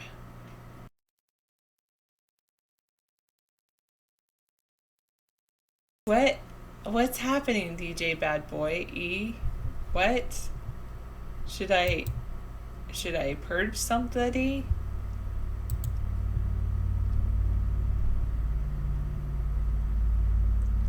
Oh, that's what he said. I will ban him. Thank you. All right. You need a good banning after that. There we go. Then he can go find like an adult chat room. I did not buy these couches behind me. This is a green screen. Not real picture. Well, I believe that the father may have some rights to 883. That the father of the child should talk to I believe that the woman should inform whoever the father of the child is, and maybe he wants to raise a child and says to her, just carry the child to term and I'll raise the child. I don't have chairs like that either. I have nicer chairs. I use XSplit to fix these. I know. I think they had an oval edge. They didn't have a straight edge. Okay. XSplits. Yeah, it's a good one. I used to use Minicam, which didn't always work. Well, you're right. I mean, it's not just a woman's choice, because it does take two to make conceive a child.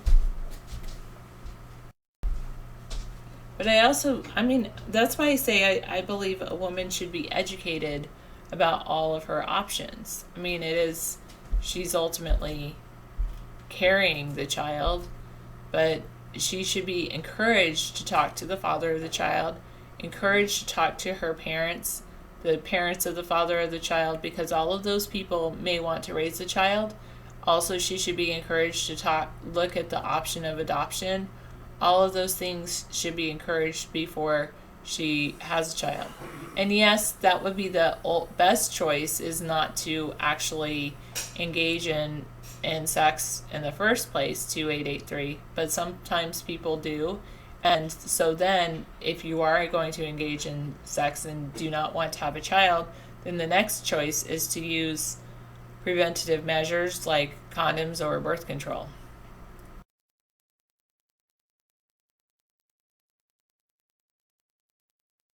Thanks, Dave Nation. I guess it's that foundation I've been using.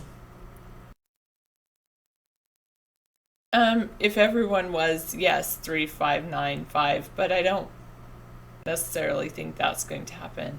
Well, I think Snowflake Kitty, I think responsibility should come. I mean, yes, there's that pill as well, but I do think responsibility should come even before that, especially with all of the diseases out in the world.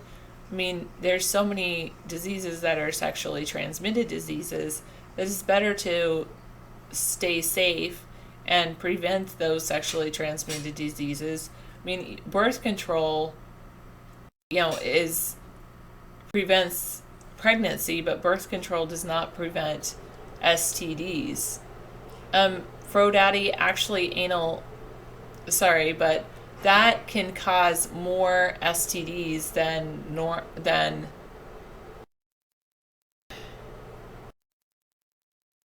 intercourse, because what happens with that is so make sure you use protection if you're going to engage in that kind of activity as well, because there's a lot of if you don't, there's a very high chance for some STDs. Some people believe that that's why originally HIV was so prevalent in the gay community, because if it was unprotected, there could be bleeding and exchange of bodily fluids that way.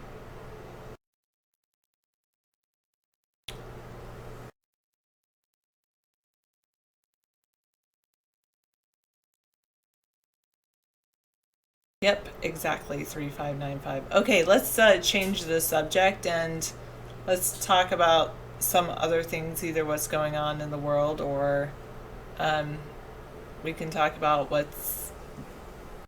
we can even talk about grammar or something like that. Let's talk about war. Well, with war, I mean, we could talk about what's going on in Yemen. I'm glad you spelled grammar correctly. I don't think David appreciates me giving grammar lessons on this show, since it is a political show. I didn't mind talking about what I just spoke about, because I believe it is important. Eventually I will be doing some grammar lessons and maybe posting them to a YouTube site or something, but David says this is a political show and does not want me doing those kinds of education. I don't think it's appropriate for an older audience to have grammar lessons. Exactly.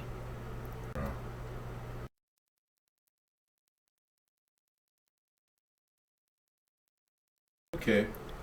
I know you. Okay, we're losing viewers because you can't see Amber. David would have to bring her in. Oh yeah, Amber's sleeping under a cover or something. I don't know. I know very little. I know a little bit about the Chinese banking situation. I know that China often subsidizes their industries to make their economy strong. I do know that much about the yuan. And the yen has got the same problem right now. They're propping it up with a $700 billion purchase of treasury bonds by the Japanese central bank. Yes. Just to keep it going. They're having a problem. A lot of the economies around the world are declining. It's happening. China does play with their currency to keep it undervalued. Well, so do we, for that matter. And they argue that we print up too much money and water our currency down. So. No, that many of our forefathers did have education. The big thing about our forefathers, they all were able to read, and they communicated with some of the greatest philosophical minds of our age. Their age. Live. Yeah. They wrote letters to each other. No, I picked up this jacket. It makes me look like Count Dracula. I thought it would be perfect. Jacket. Yeah, it's like. Exactly, Frodaddy. The founding fathers were 1%ers. They weren't common men. They were all landowners. The collar's intimidating. So you said Bren Bree says China owns $14 trillion of U.S. debt. U.S. wants it that way. China pays low wages. U.S. wants cheap electronics. How's the FBI? Yeah, I've got the FBI look going. I'm not a government employee. I'm a U.S. citizen who believes that you need an honest American as president. We're not going to be able to pull this off any other way. Period. Beyond that, we need a person with great ideas. And so far, this president has come up short. He doesn't have any new ideas. And Hillary is not much better. I mean, talk about turning to an old woman for solutions when a country is in need of growing economically, helping foster small business. Hillary said last week that she doesn't think that business creates jobs. I mean, how absurd. And for that matter, Barack Obama said a few years ago that, well, make no mistake about it, the government is not responsible for creating jobs. He doesn't even understand how to get a recovery going. So we have a lot of problems here. It's a blend of both, the government and the private sector working together to leverage back and forth and begin building American jobs and American products. But we haven't seen any of that from Barack Obama. He doesn't understand the simple fact that we need to start making something in America again. He's completely drowned by his point men like Jeffrey Immelt, the CEO of GE, our supposed job czar, who actually lost 25,000 U.S. jobs the same year he sent 25,000 New Delhi workers into employment, making products for General Electric. So, yeah, she does seem to be like a political attention person. You're right. Yeah. Yeah, GE didn't even pay taxes. They're using their leverage and control over the Obama administration to avoid paying taxes. Isn't that ridiculous? I know. Hillary and Mitt Romney are not that far apart. I agree. I do know who you're going to vote for. Yes. And thank you for your vote. Appreciate it. Plus, GE uses Germany to sell fridges to Iran. There you go. Big money moves. You know the Fiat deal where Fiat bought Chrysler, one of our greatest automotive companies in our nation's history? Chrysler. I'm sure a lot of you have driven Chryslers and had that ying, ying, ying, ying, ying in the morning. That was common among Chryslers, but the Hemi, one of the most successful cars ever in our history, bought by Fiat without even any cash. It turns out the CEO of Fiat is the founder of the Bilderberg Group. In 1956, he founded the Bilderberg Group, and then that gave him the leverage and control over our inner political circle. You know, the thing that Barack Obama coined corporate politics. So Obama has so sold our nation down the river, it's ridiculous. So Hillary's the same thing as Obama. She's just another puppet that they want to put in play so they can continue controlling our future. I know. And I'd love to see Chrysler back on track without Fiat ownership. I would like to rule and nullify the entire purchase of Chrysler. I would love to be able to do that. You can't purchase an American company without any cash up front. I mean, seriously. What the hell? Yeah, exactly. So I need all of your support to spread the word about a third party and get people in your area to do what is needed to keep talking about us. That's all I ask. At this point, we have to do something out of the box. we can't rely on the two parties to solve the problem. I'm going to go ahead and switch that. I'll be right back. Wow, that is really interesting, 365.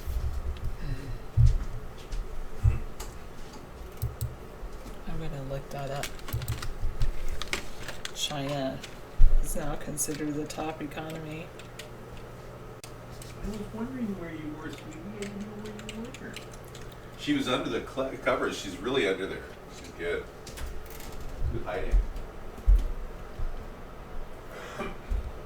Experts have predicted China economy would surpass the U.S. for years, and now it's happened. The IMF says they recently released the latest numbers for the world economy, stating that China will produce 17.6 trillion in terms of goods and services, compared with 17.4 trillion for the U.S. So that's for 40 billion. Wait, no.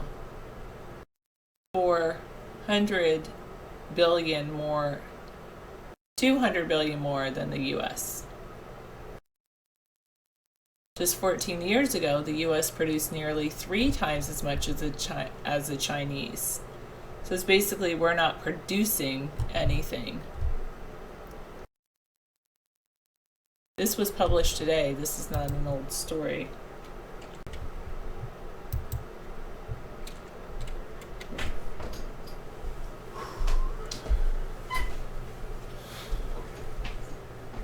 We may be consumers, but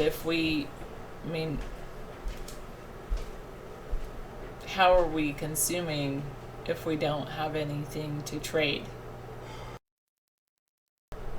Yes, I know they have said that they would pass us for months. Now it's official, they have surpassed us.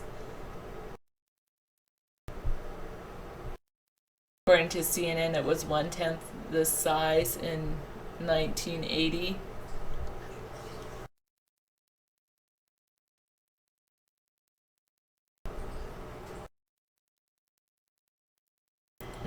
Was China, yeah. As far as production goes, yes, I guess so. 365.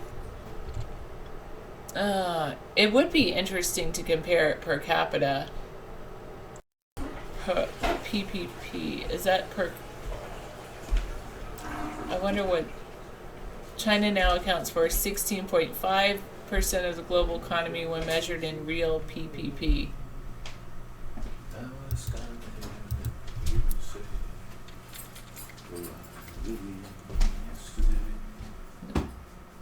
Purchasing party parity.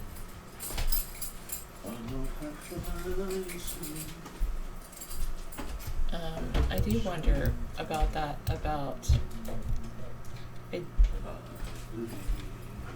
I do wonder about China economy. The China economy, yeah. By population. Okay. 1.3 billion people. Middle class comprising of around 200 million people. The middle class is larger than most of our country, I mean, when you think about it. This includes just the citizens alone in the United States is almost equivalent to the middle class in China right now. According to worldbank.org, China has a population of 1.3 billion. It recently became the world's second largest. Now it's the largest economy, increasingly playing an important role. Right. So today, the IMF said they are officially the largest economy in the world. Okay. Because they're,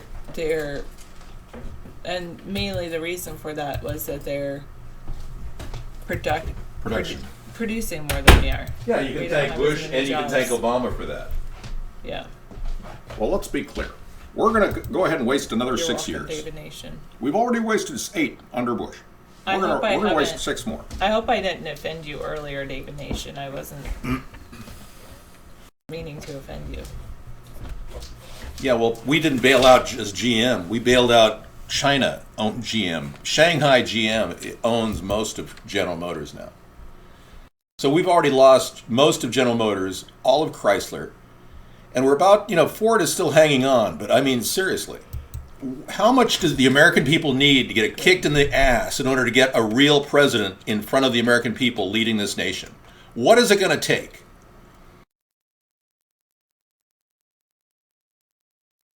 Hang on, I got a green screen problem over here. I over-adjusted. I overcompensated. There we go. Alrighty. No, not really, David Nation. No, you didn't. What did I say? I said that I hope all police treat you and me kindly. That's what I said. Well, the best way to be treated kindly by a police officer is show them a certain amount of respect. Thank you, Johnny. And say, yes, sir, whatever I can do for you, sir. And then somebody started calling me a racist because they said, oh, did you say that about David Nation because of his color? It's like, yes, because I do think we should have a conversation about the way that, with all of these protests, it's time to bring up a conversation about better this. Protocol by police officers. All right, thanks. Thank you. Yeah. All superpowers fall, David. History taught us come on. The world is changing. Obama is definitely one of the key players in this debacle. Because he's not leading our nation, he's standing in the way of progress. We can't possibly fall back on the idea that we're just going to lose position in the world and that's just the way it is. That type of mentality has ruined nations before. And I'm not going to sit back and watch you people drag our nation down the toilet. I'm going to put up a fight and get this country back on track. I'm not going to sit here and watch America get ruled by corporate multinational corporations. People that are ruling our country right now and making us weak. Why do you think all the jobs have outsourced? Why do you think government continues to allow it? Wow. What's going to happen with you people? Are you going to be flushed down the toilet before too long? Are you going to be flushed down the toilet before you realize we need to do something to change the direction we're in? What is it going to take, folks? What is it going to take? This black cop from segregated South School. This liberal UCLA protester on racism. A white UCLA student attempts to teach a black cop about racism.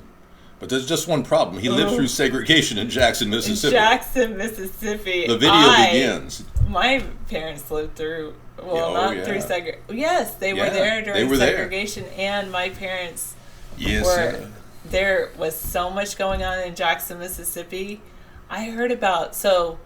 We all heard about what happened in Ohio during the 60s with the Kent State. There was something that happened at Mississippi State, and it was so secret, they actually took apart the wall that was shot up and took it away. So the National Guard opened fire on people in Mississippi, and we don't know about it? Because they did it at Kent State, remember? Yes. Now watch this drive. But anyway, this is not is about something else. But yes. Let's bring this in and show what MRC TV has to offer here. I'm curious.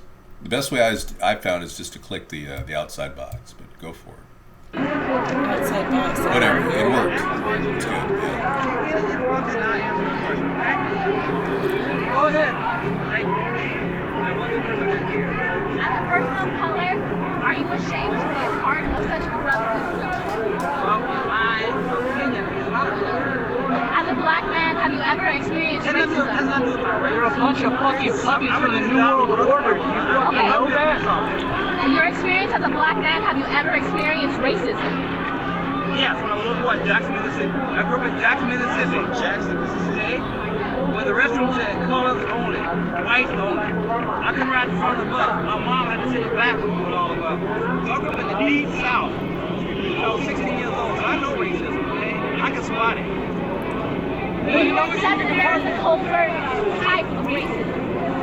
Racism comes in many different forms. That a woman clutching her purse tighter to her while you walk into an elevator is racist. Do you accept that? I see it differently.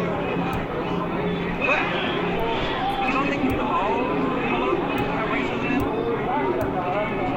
Yeah. follow me by. I'm honest with you. I think everyone is capable of Anyone's capable of racism. That's right. racism is a structure of power keeping us down. That's what I'm talking about. You down. You are a black man. You are kept down by your race, even if you won't accept it. It is a fact of your life. All right, Jamar. I just make the big think about it. There are certain people that don't like me, don't know me, because of our uniform. Is that discrimination or not? Yes or no? That's a bias. Is that discrimination? No, it's not based on your skin color. Are you talking about racial discrimination? Job discrimination is different. I'm talking about your race, the color of your skin, your face. It does have to do with your race. You're a black man. You will never reach the same pinnacle as a white man in this system because you are black. Oh, BS. I don't believe that at all. You are black. That's not true. He's already in a higher position than she is right now, working as a police officer. I mean, he's standing above her. I'm a college student. I go to UCLA. You're basically a peon. This guy's a cop, lady. Oh, we got a lot of that. Hang on. See what black people experience and how they experience it. I grew up in Jackson, Mississippi. He was from Jackson, Mississippi, everybody. Thank you so much. I didn't want to let the echo continue. I'm so sorry. Make love, not war, people. That's so funny. High five on that, man. Yeah. Yeah, she's baby. a college. Yeah, exactly. Lay some skin on me, man. What's happening? David wants to see himself as president. I know how much she earns. She earns nothing. She's a student at UCLA. She's basically a peon, and he's an important police officer. And she's saying he'll never achieve anything in his life. She's a peon.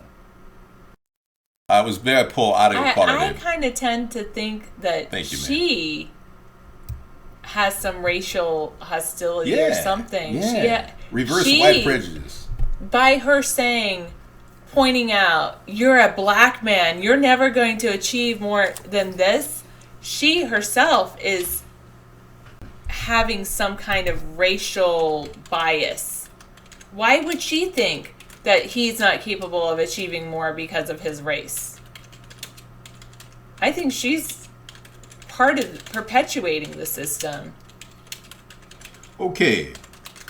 Brenry, we are going to limit welfare checks to one per household. It'll be the largest of the welfare checks that go, but only one welfare checks per household. You're on SSI, we're not going to touch that. But anybody who's double collecting or triple collecting welfare, like families living with families, we'll be very, very, very careful about that. That's one modification we can do at the programming level that will get our country much more fiscally sound. We anticipate about $100 billion savings a year in that alone. And removing illegal aliens from the roster of recipients for food stamps, as well as welfare and Section 8, will definitely help save the country another $100 billion per year. Yeah, significant amount. Right now we're paying for illegal aliens with our social services. Now I understand we have an obligation to cover their medical needs, but beyond that we're wasting money. Way too much money going out the door. Yeah, in a few minutes I'll show you the blimp plane. Yeah, absolutely. It's going to be my military version of the blimp plane. Completely stealth. Right.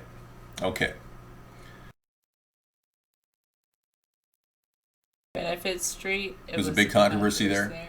Well, here they're collecting triple payments. But SSI, frankly, is a part of our debt. It's inextricably connected.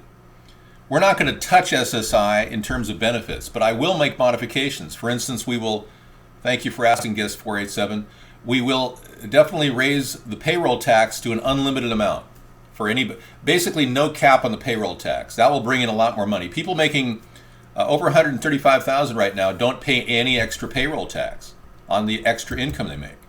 So we could bring in a lot more money from people making $300,000-400,000 with a payroll tax. So that's going to help Social Security.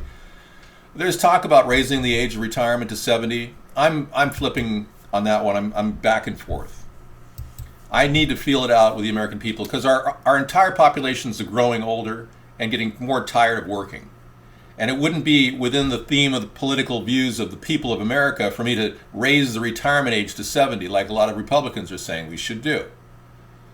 So I think that's I'm really having misgivings about it. Screen. Okay, 184 threatened me. Okay. Thank you. And then what, this? Yeah. All right. Well, we're going to have more coming. So get ready, dude.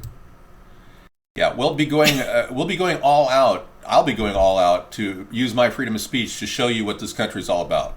We're Americans. We're not English people. We're not from Africa either. And if you think you can walk all over our country and come in here with groves of people from Africa with no restrictions whatsoever, you got another thing coming.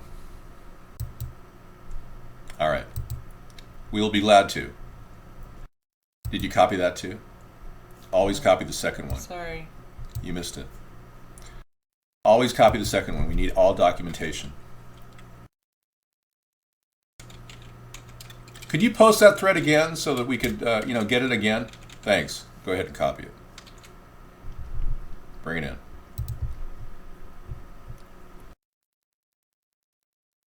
Okay. It's not working? What's this? That's another one. Just go with this one. Okay. Do you go X out of it? There you go. There you go. Okay, good. Yeah, great. Don't worry, the chat log is recorded. All right. Hey, you may want to leave that Wi-Fi hotspot you're at right now. It's not going to be pretty for you in a couple weeks. Okay, let's go to guest chat off.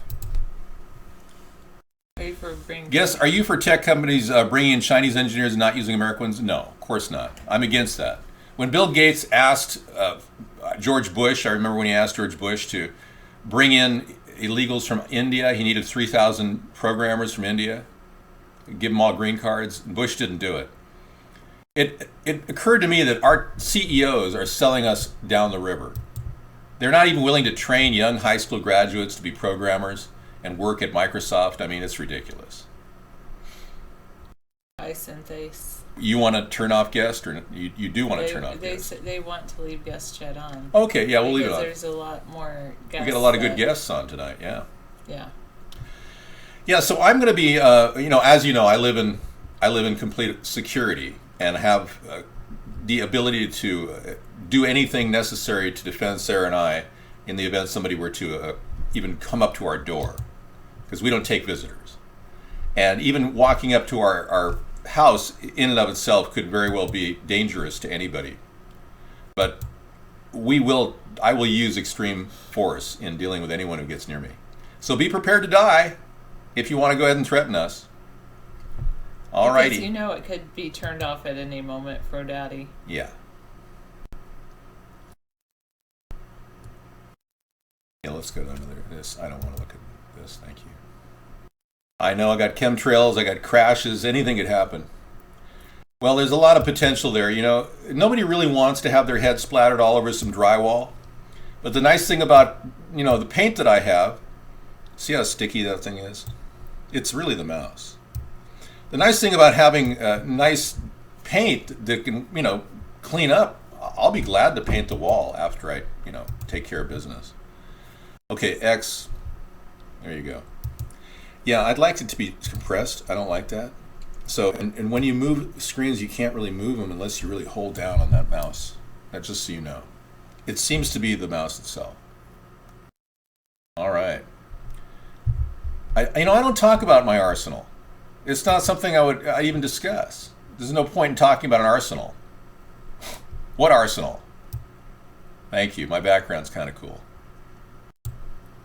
No, I'm not dressed for a funeral. I'm dressed as Count Dracula.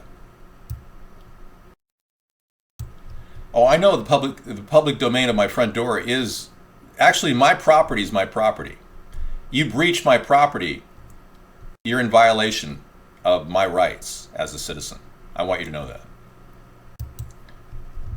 Yeah. But again, all these people who come here, hang on, go ahead, write it up. It's just the newest thing that they're working on. Basically, the people that were, I'll just save it down there. Wait, I need this over here. Alrighty. Hit escape. Okay, now I go. You want to do it? Yeah.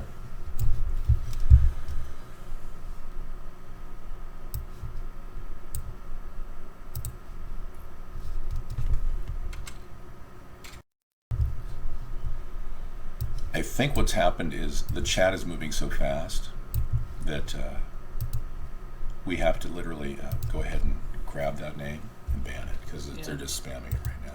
This is Gem of Mint. He's doing it, yeah. Gem of Mint, you're so funny. You don't like having your name banned, do you? Yeah, it's a big joke. The whole thing's a joke. Yeah, this is what trolls do, folks. Yeah, you can't really predict what psychos are going to do in the basement when their mom is not watching. Tell your mom it's time for your Betty Bye and grab a bucket of milk.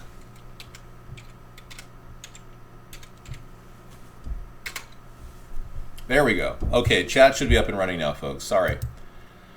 Yeah, that was real fun. Thank you, Sogorn. Gotta go, Spectra? Okay. Enjoy. I know, and many of you from Washington State, I understand QFC is having a special on Paul Newman pizzas right now. It's supposed to be $3 a pizza, 12-incher. Yeah, I was almost tempted to go out today and get like 10 of them. Spend $20 in gas to get that. All right, take care. Yeah, you'd be good too.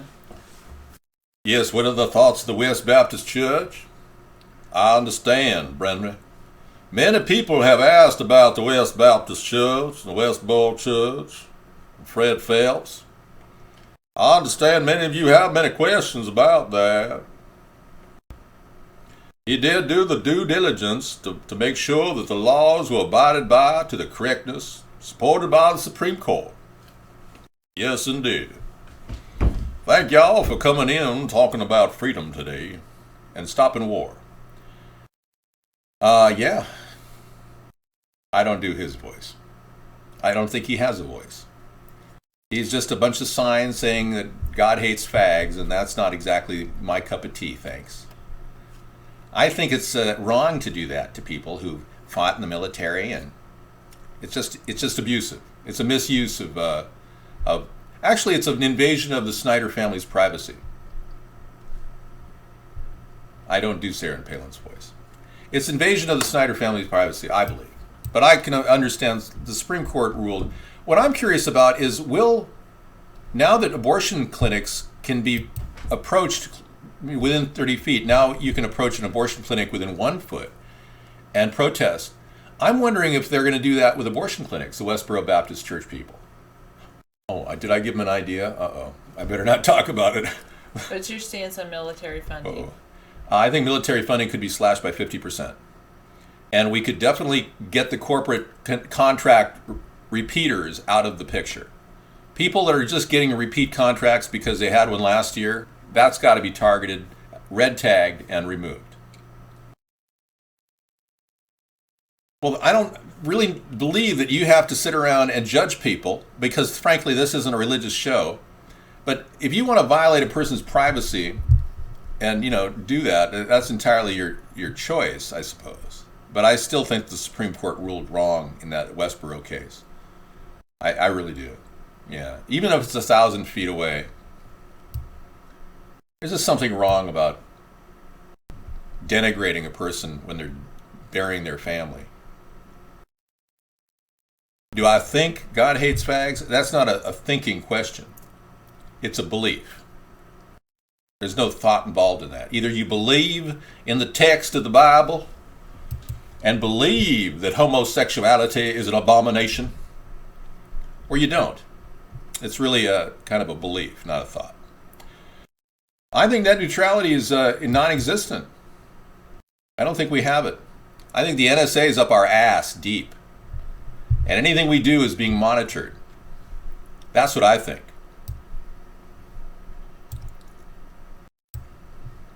Oh.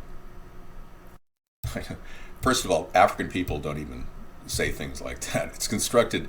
I'm a profiler. This is a rich Jewish guy who's using this technique to try to scare us away as like a troll. It's a troll move. Yeah, we got you figured out, man. It doesn't take a lot to see some some guy, I'm going to guess you're 34 years old. I even know what state you're living in. Florida. I can see it from the IP address right here. And yeah, you didn't think I could see that, did you? Well, it helps to have a little shark running in the background. Yeah, wired shark is pretty cool.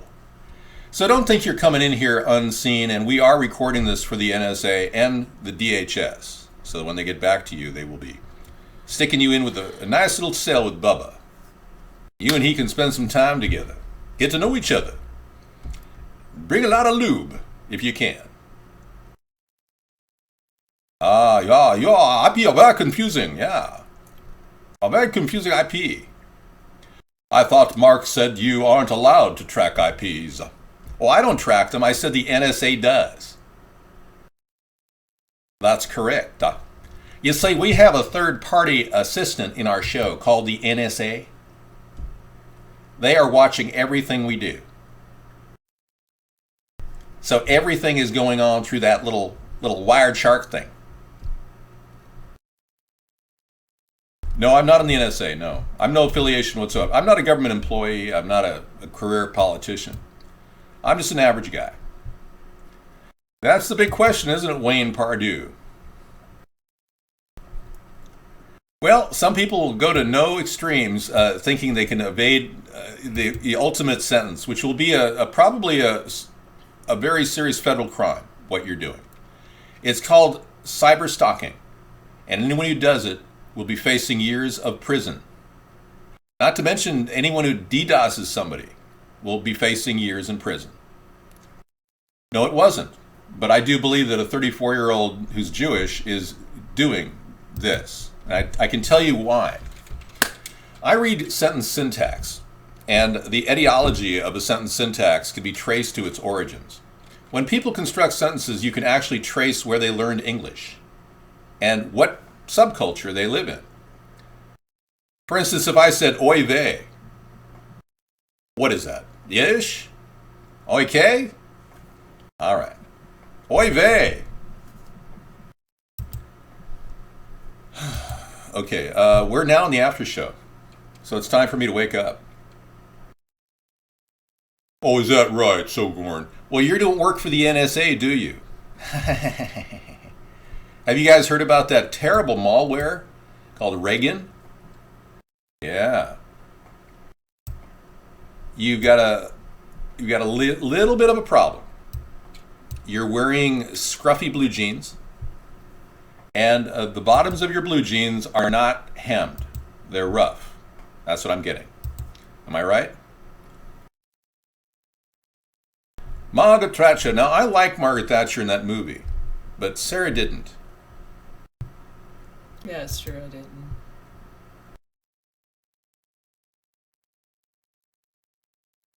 Oh, here we go. Go for it. Thank you.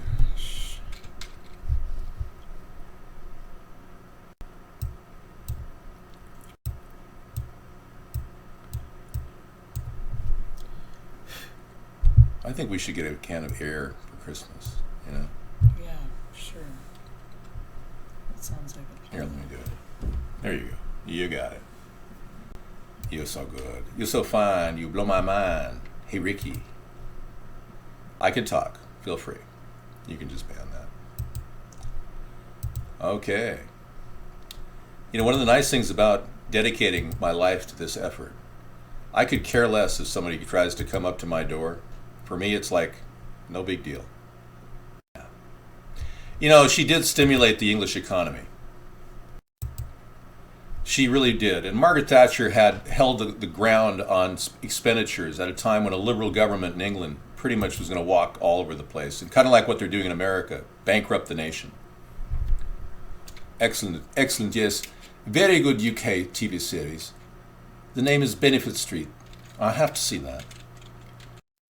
You're, okay. Dang nabbit. Your name is Festus, and you're a 1930s character. Played by That's what Hoppy. I did not realize that until I watched that Thatcher movie on Yeah. her, and then I was like, whoa. That's why I stopped liking Margaret Thatcher. Thatcher actually brought back business and the element wrecked of the economy profit. and cut the throats of the working class. She also brought back profitability. You see, Margaret Thatcher was the Iron Lady because that country needed a little stability at a time when it was like a flaccid penis waving in the wind. Oh, really? It's that bad, Johnny? Okay, forget it. I'm not going to watch Benefit Street. Forget it. Thank you, Brenry. That's nice of you. I'll back, David, my dear. Okay. Yeah, a lot of people, you know, we've run across this many times. They don't realize they're being manipulated into joining the military. Yeah, we know.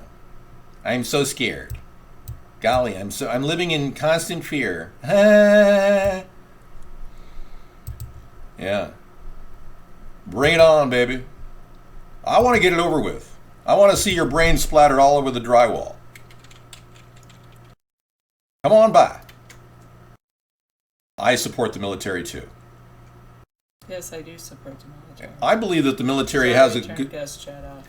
Yeah, and that's a very good thing. We have a very strong military. Yeah.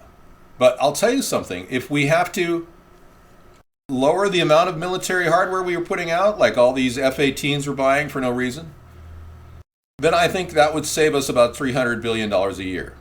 But it's not going to in any way weaken our defenses. We are so strong as a nation, we don't have to worry about that. But the money grubbers and the military contractors, they want more money. And they don't want to end the gravy train to Washington. So they're going to do everything they can to keep me from becoming elected president. Whatever it takes. Even if they have to blow my head off. And I wasn't here. I didn't grow up in this country to be a weakling or afraid or uncourageous. I'm here to stand up for the American people, and nothing's going to scare me off the track that I'm on. I want to get this nation fiscally sound. We're not going to be able to do it when we listen to military contractors beg for repeat contracts every year. So, you know, we will open up the bidding for new Predators. Raytheon will no longer be able to sell them at $10 million apiece. I'll offer Radio Shack a contract if they want to put it together. Our team of scientists at Radio Shack and our experts have the answers. You've got answers? You've got questions? We got answers. So, I mean, I'm sure they can roll out a much better deal in terms of a UAV than Raytheon. But what about those new jackets that Barack Obama ordered? I mean, can you believe this? $263 million for 50,000 jackets with video cameras in them. Every jacket's going to cost our country $5,260 per jacket. Now, you could go to Cabela's right now and get a head video camera for $129. It'll record anything. Oh, but our government wants to give this company $5,260 per jacket. And it is a plot to get cameras on every street corner, I agree. But even if you just had a head cam on every cop, yeah, it's $5,000 a jacket. Yeah, exactly. Good deal, huh? I know facial recognition, we're not going to be able to stop this information age. I hope you understand. But we can limit its ability to tell you what to do, to stop you on the corner and say, hey, are you RFID'd or not? We don't want that. So it's up to us right now to build and democratize this country to stop these incredibly screwed up people from devious and demented screwed up people from running our country like a totalitarian police state, which is exactly what they're getting ready to do. Police state coming to a city near you. Smoke Break knows what I'm talking about. Exactly. And money is used to control the population more than anything. I agree with you, time traveler. I think we're all on the same page here. But I can tell you that this contract-ridden society of greedy pigs who literally are feasting on the government tax dollar, their day is numbered when I'm president. They won't be able to harvest us like a resource and allow illegal aliens to come in here and weaken our country. And in the process, feel that they've secured their power by manipulating our leaders. That's exactly what's happened. You're making a lot less now? Yeah, a lot of people are losing money right now.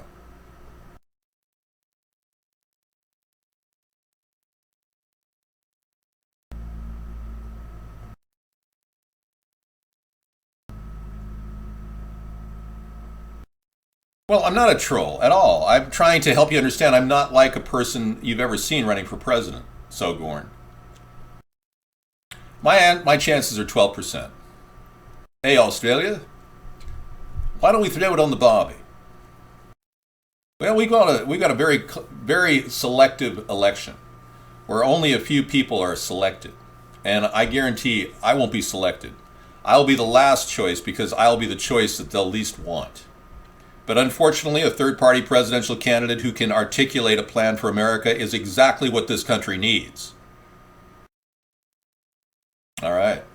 Maine paper mills are being controlled by overseas companies. Absolutely. Yeah, I've heard about that. And they're even harvesting green energy tax credits from those ownerships. Yeah, green energy tax credits that Bush and Obama ratified are going to foreign countries that own our paper mills.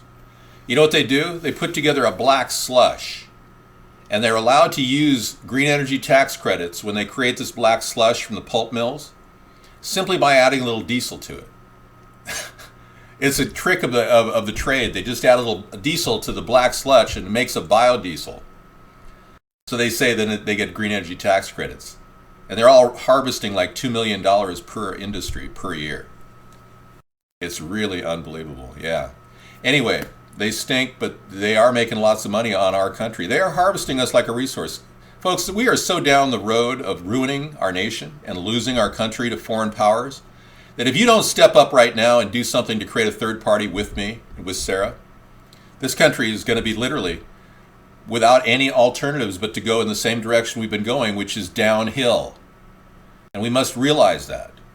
Otherwise, we will be facing complete hijacking of our nation. Thank you, David Nation. I appreciate that. We will save this country together. All of us will. We will.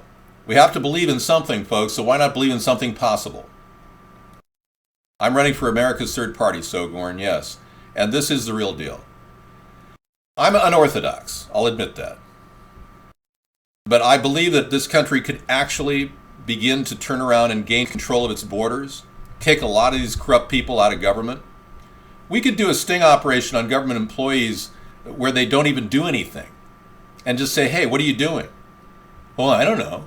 Well, you're fired. Next. Hey, what have you done this past year and what would you like to do to help improve your job? Those two questions. And if they can't answer those questions appropriately, we just fire them. And we'll say, sue us if you don't want your severance package because you're not going to get a severance package. We could cut the government costs by at least, I'm going to estimate at least $500 billion a year. We could get close to a zero deficit by 2017 simply by firing some bad, wasteful employees, like at the FDA, the USDA, the FCC, the FAA. The list goes on and on of all these companies, the CDC. You know the CDC gets about $4 billion a year, and they don't do anything, literally.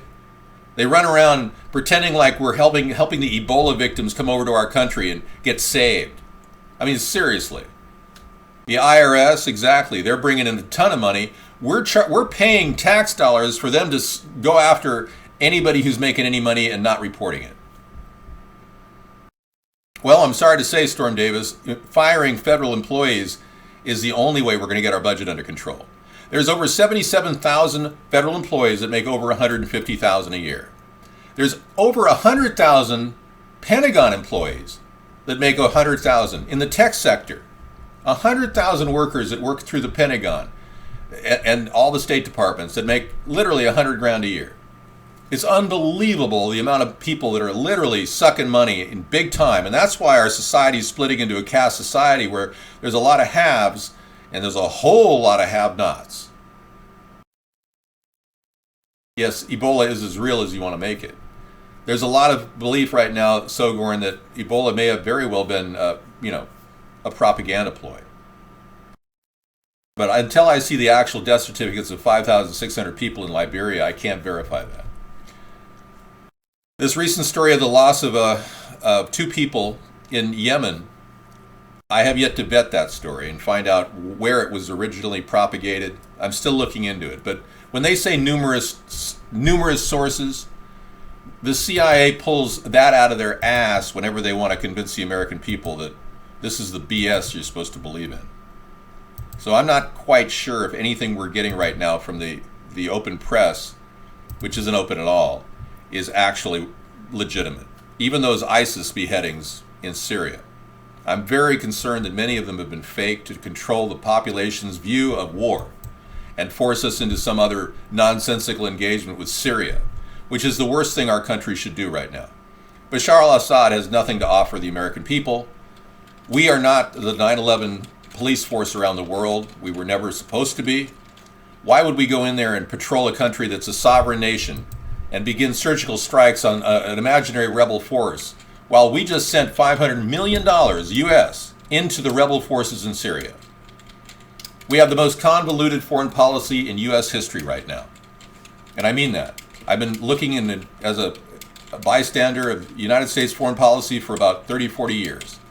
And it's never been more confused than it is right now. We don't need to take over Syria. They have nothing to offer us. This is not a chance at all. In fact, this is a trigger point at which World War III could start. Russia is right on the edge right now of launching. They've already been running counter-strikes scenarios across our country. They've got flights going in our airspace with nuclear deployable devices on board aircrafts. We are dangerously close to the top of the hour of the nuclear time clock. This is turning into what could very well be the worst administration in world history under Obama. And that's why I say he has literally put us to the brink of war with Russia, calling a world leader a jackass. Tell me that isn't the worst diplomatic policy or approach anyone could ever have. It's crazy. And he's an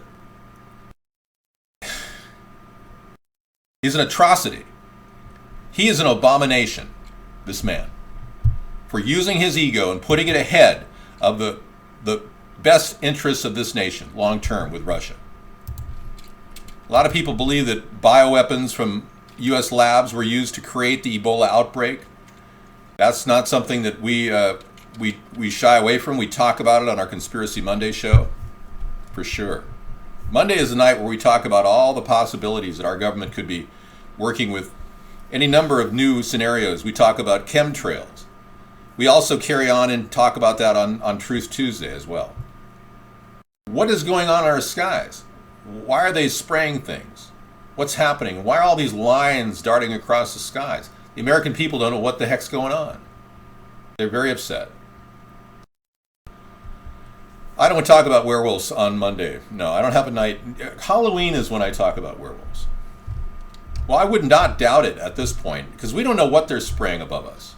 Honestly, we don't know what they're spraying because it's all under wrap and key, lock and key. They've got control over the entire group. There was one woman that defected from the chemtrail group. She was one of the supply orderers, and she's gone public.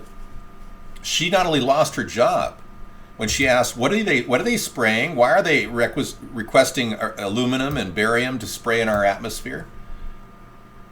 She basically was not only fired, they put her in a mental hospital. It got even worse. They discredited her. There's a very likely case where they will not allow anyone to talk about what they're doing.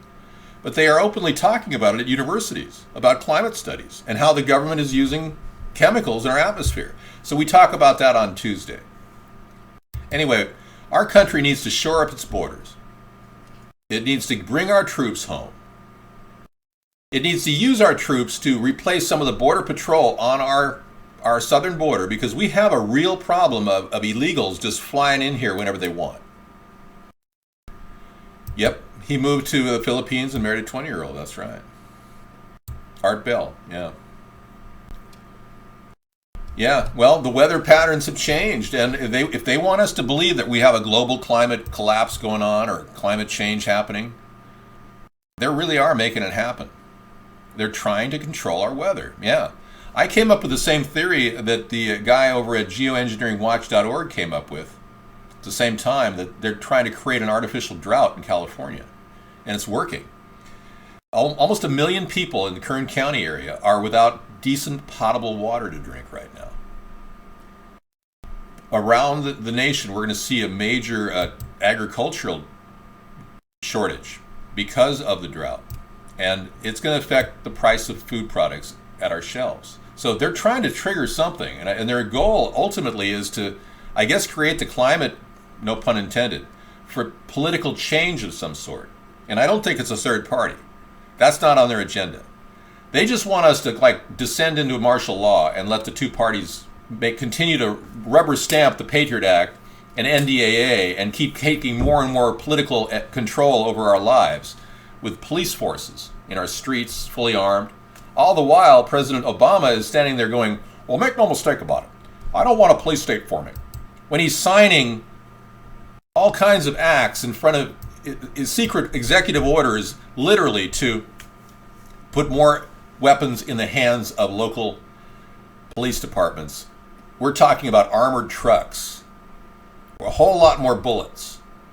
Even departments of the IRS, the Department of Health and Human Services have all ordered lots of shotguns and lots of AR-15s. I mean, what are they getting ready for? Why are they doing that and at the same time saying, well, we don't want to create a police state in America? That's ridiculous. The guy is talking through both sides of his mouth. I'll be right back. Okay. Thank you, David. Sure. You did a lot of informing right there. Yeah. So while David was talking, I was reading about the attack on Sony that just happened. Basically, there was, if you didn't hear about it, there was a big hackers got into the Sony's entertainment network, and they leaked 5 movies, and not only that, they have a lot of other data. The people at Sony are saying don't open your laptops because there could be data erasing. So they also took down information as well. So they is a group called GOP. Oh, that's what some people say, that is from North Korea, because Sony's releasing a video about North Korea. The mysterious GOP, no one knows exactly who they are, but it stands for, I'll tell you what it stands for in just a moment. It was actually a really good article I just read.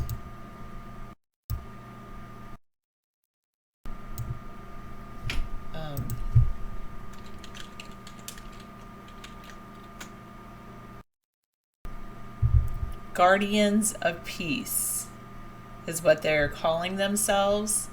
And the Guardians of Peace also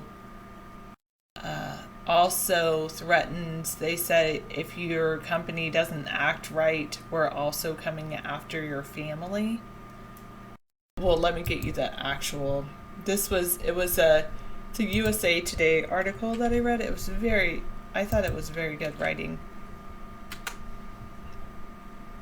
Andrea Mandel and Elizabeth Weiss, good article writers. They said,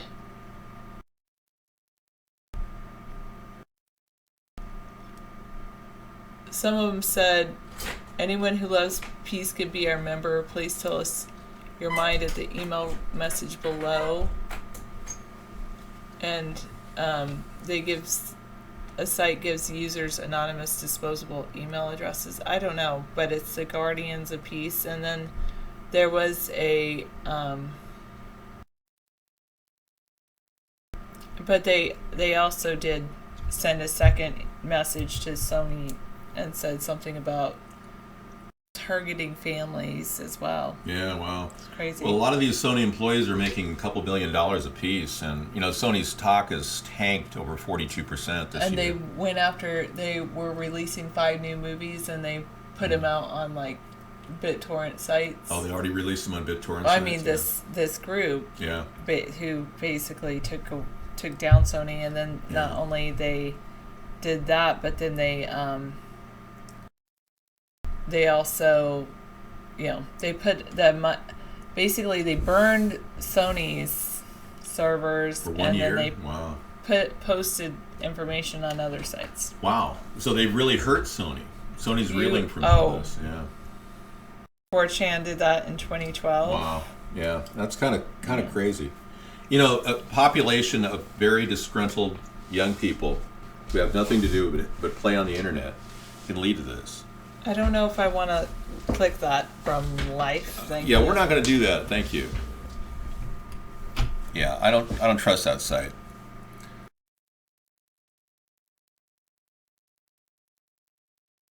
Oh, and you watched, so one of the videos that they leaked was Annie. And who's a black girl? Yeah, they made Annie a black girl. It's kind of funny. Some people Wow. think it was a state op. I mean, this is not the story I read, but Well, you know, we've got Chinese hackers, very dangerous to our national security. We've got hackers all around the world that are doing this. Came from North Korea. It could have been North Korea that did it, yeah. I wouldn't doubt it. Employees' families have been threatened, files released. Wow. Because this one said antivirus software was powerless against Sony hackers, that basically their antivirus, the antivirus software that exists currently could not have picked up, would not have spotted the way that these attackers did it. Well, when they found the region, thank you, when they found the region virus, the Reagan virus, REGIN, it's some sort of a malware that has a modular structure, which is a nested structure within they never realized there was so much to it until they looked into it. And they've known about it for, 8 years now? But only recently did the Reagan malware virus /virus become public knowledge. Many people believe it's the very thing that the NSA is using to monitor all of our transactions, our whereabouts. Many people believe it was embedded in the code originally when it was created, but they say it took over a year to create this software. I'm not saying that software was used against Sony. I'm just saying that there's software, there's all kinds of vulnerabilities in the Microsoft Windows platform. It was built on a mountain of code, many of which were coding errors and created backdoors. That's right. And those backdoors are still being exploited, and they can't keep patching them fast enough. I'm really angry at Bill Gates for not leading in an effort to go public with this. And all these security breaches a long time ago, it would have affected his sales. They would have probably not continued to regenerate new packaged products. Instead, they would have focused on a much more leaner, meaner, more bulletproof system. But some of the weirder stories of people dying the past couple of years would be Aaron Swartz, the guy who developed Reddit, and brilliant young man. He brought us the RSS feed technology, which we use now almost daily. Aaron Swartz supposedly committed suicide when there was a legal battle with the government. MIT claims that he had taken information illegally and pressed charges against him, but the government wanted to pursue the case against Aaron Swartz, even though MIT was willing to drop the charges. And the day that he was going to face a court case, he was found dead. Many people believe he may have been suicided, because he was also a guy who was developing a thing called the Strongbox, which would have given journalists the ability to literally keep any information secret, all their sources secret from anybody, including the NSA. Many people believe that Aaron Swartz was taken out because he was so brilliant. Yeah, some pretty scary stuff out there when you think about it. If our government is that corrupt, they're willing to kill people to keep their corruption, we've all got a lot to fear. And I don't want to in any way encourage you to be fearful. I'm not trying to be a fearmonger here. I'm helping you become aware that we need an honest leader to get this country back on track. There's no other way. We may be down the road to ruin and not even know it. So we need a person who can at least lead from a top-down perspective a restoration of our nation. Yeah, well, his fiance said publicly that Aaron was in a great mood that day.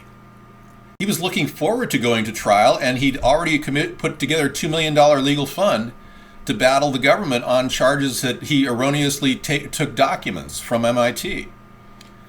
But his fiance has gone public. I've got that video on file. Yeah. You're a furmonger? Okay. You just love kitty cats. Right. They take people out. They take their brains for future research. KUSA believes that. Yeah.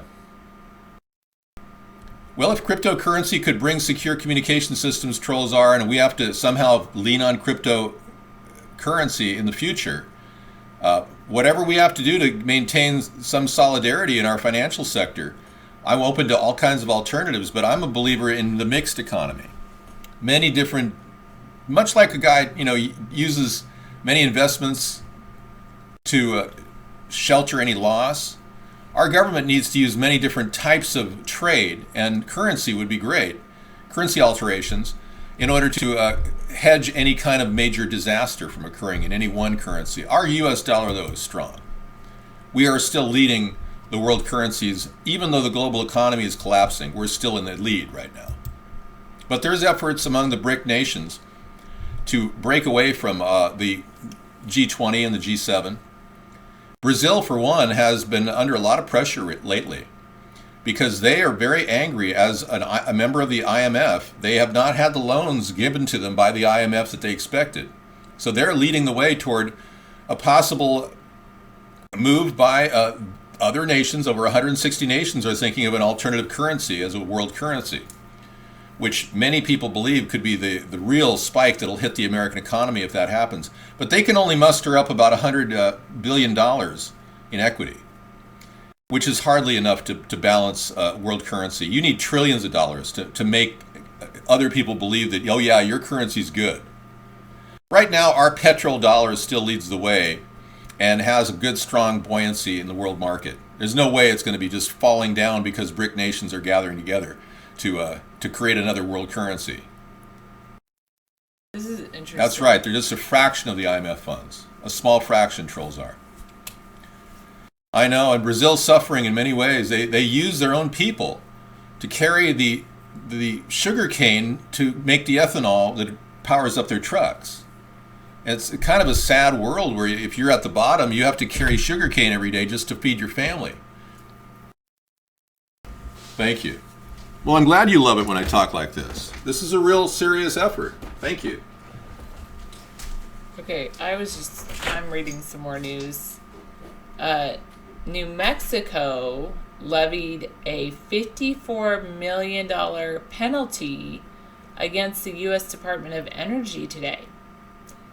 They did that because there was, back in February, there was a canister of waste that came from Los Alamos National Laboratory, and it was put in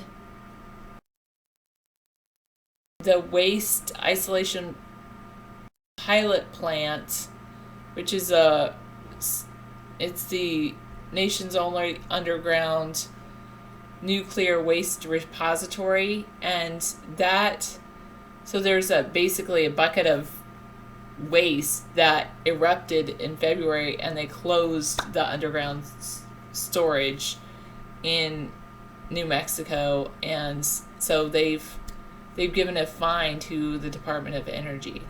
They said more than 20 workers were contaminated. The Department of Energy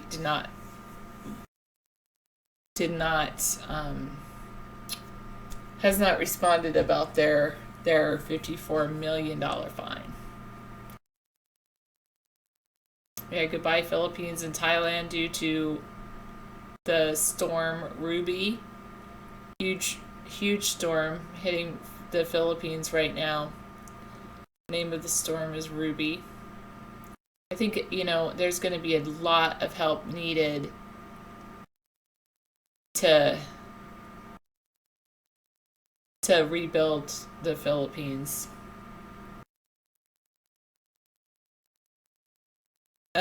There's also I was just looking at this one article. It has different things, news from around the world, or news going on.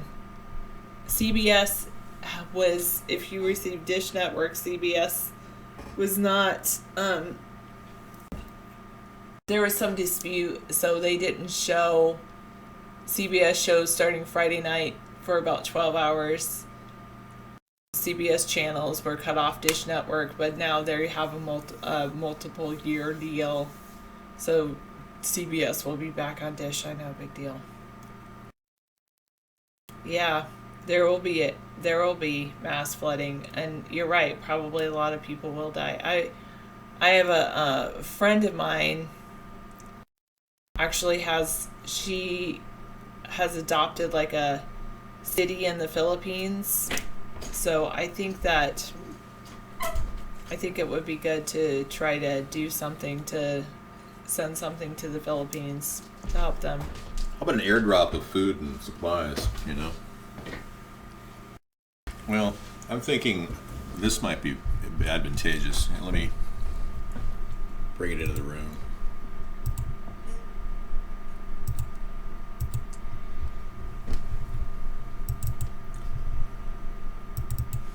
Yeah, this is a concept that we actually, I came up with in 2008. And it's a simple plan to actually bring people food and water who are in need. It's a concept where we would bypass the warlords that guard rail cars, like in Africa, or in the Philippines when they have tsunami relief. We could provide edible food packets, small ones, that people could forage over large areas, simply by airdropping them in open fields. Yes, my coffee is part of the certified organic Oregon tilth, made by the number one roaster in America, the Portland Roasting Company, Portland, Oregon. I was really pleased to find this at my food wholesaler. We bought a bunch of beans that were wholesaled out at $3 a pound. So I picked up about 4 pounds of the beans, and they're so good. Amazing. 100% organic, and the best roasted coffee I think I've ever had. And I have a little hazelnut in there with it, with the cinnamon. I noticed that cinnamon makes you less prone to diabetes. That's what I'm hearing. Cinnamon is a really good holistic preventative measure in your diet to prevent diabetes. So I'm cinnamon, hazelnut, roasted coffee beans for the win. Yeah, but these food packets could be, any number of things. They could also be made out of plastic, biodegradable plastic. So if after 6 months of it sitting there, it could actually biodegrade, and maybe have a seed pod in there to grow a date palm. I mean, all kinds of possibilities could happen. There are many areas that we may not be able to actually drop directly in areas where people need the food. Maybe the warlords will get to them and they'll run away from the gingivi, like in Darfur. I'm Alex Moyer. This is your exclusive Washington Times Daily Briefing. The future chairman of the Senate Armed Services Committee, Senator John McCain, says that sequestration is threatening national security. They're destroying the military. There it is. That was it. Good. Sequestration is affecting national security. That's an old story. We needed sequestration. We needed to cut our spending by 5%. Well, they're going to be doing the government may be shutting down again. Another round of sequestration. Let's bring it. We don't need a lot of the wasted government expenditures right now. When the FAA said, we're going to shut down all the planes, somebody said, why? Why would you, just because you're getting cutbacks and furloughs, why would you shut down the air traffic and then immediately air traffic was back to normal? We don't need most of those people that are sitting in their fat butt in the offices in the FAA. Well, old Irish rep, this is a Photoshop.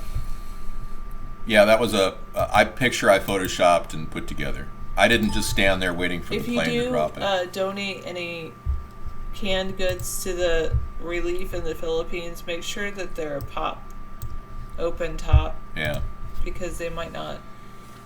It will be real someday. There were some problems when there was a tsunami and they didn't have can openers, or at least throw in a can opener with your cans of whatever you are donating with your cans. Meow said that the government's going to shut down January 5th, and Teleblast just said, January 5th, 2066.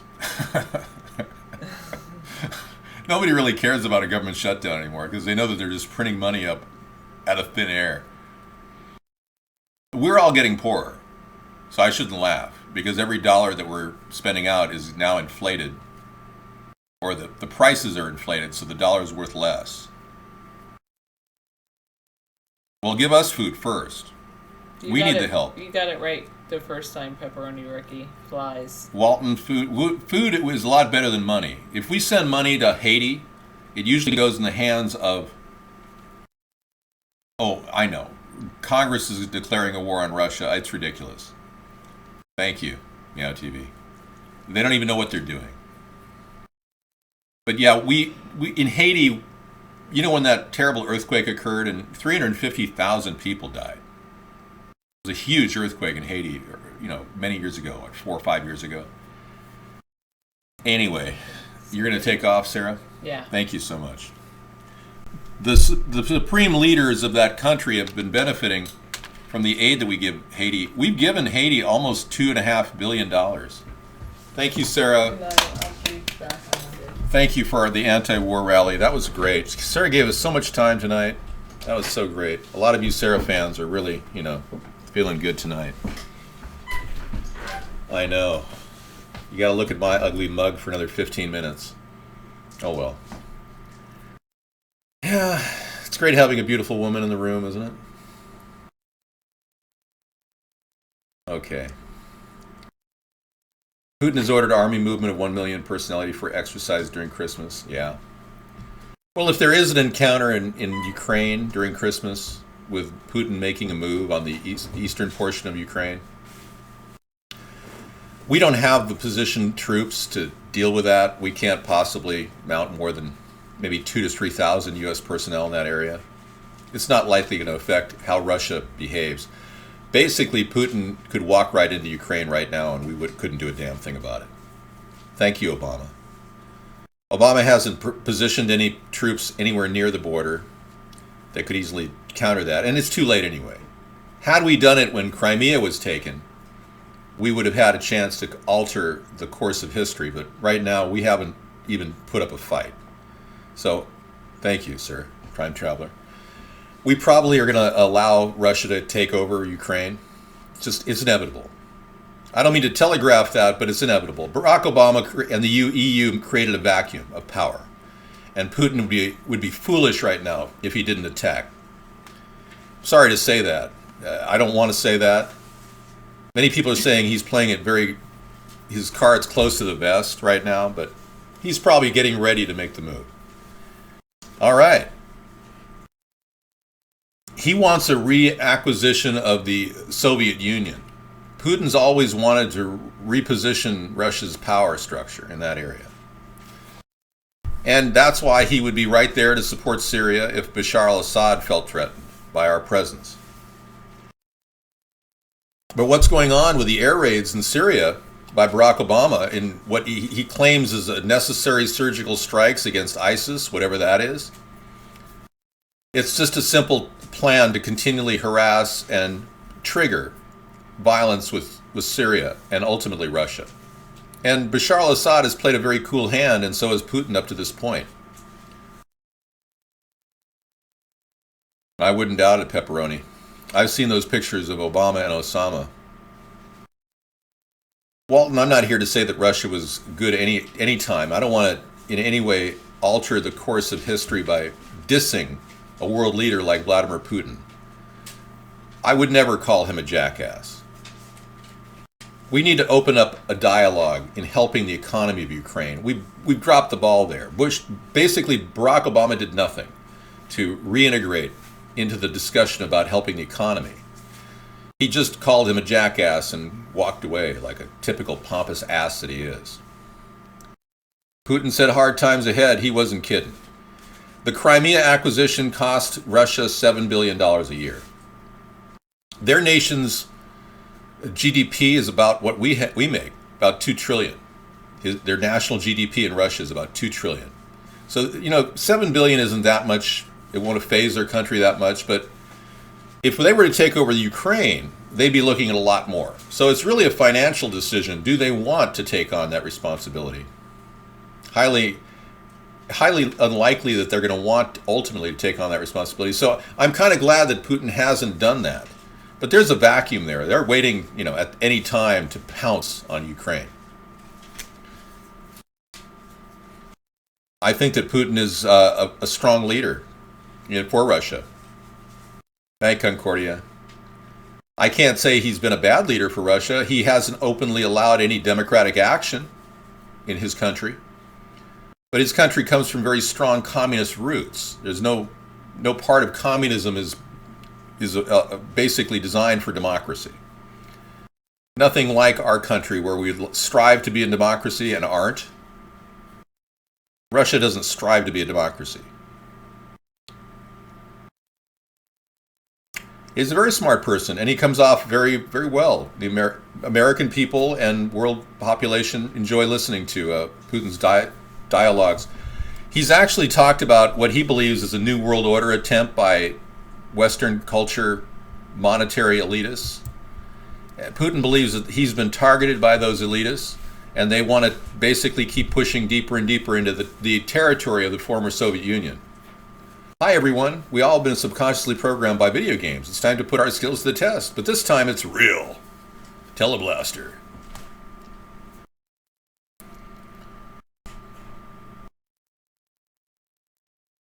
Well, Daryl Dixon, parting off 3 different theaters of war at one time was Hitler's biggest mistake. You can't fight war on 3 or 4 fronts at the same time.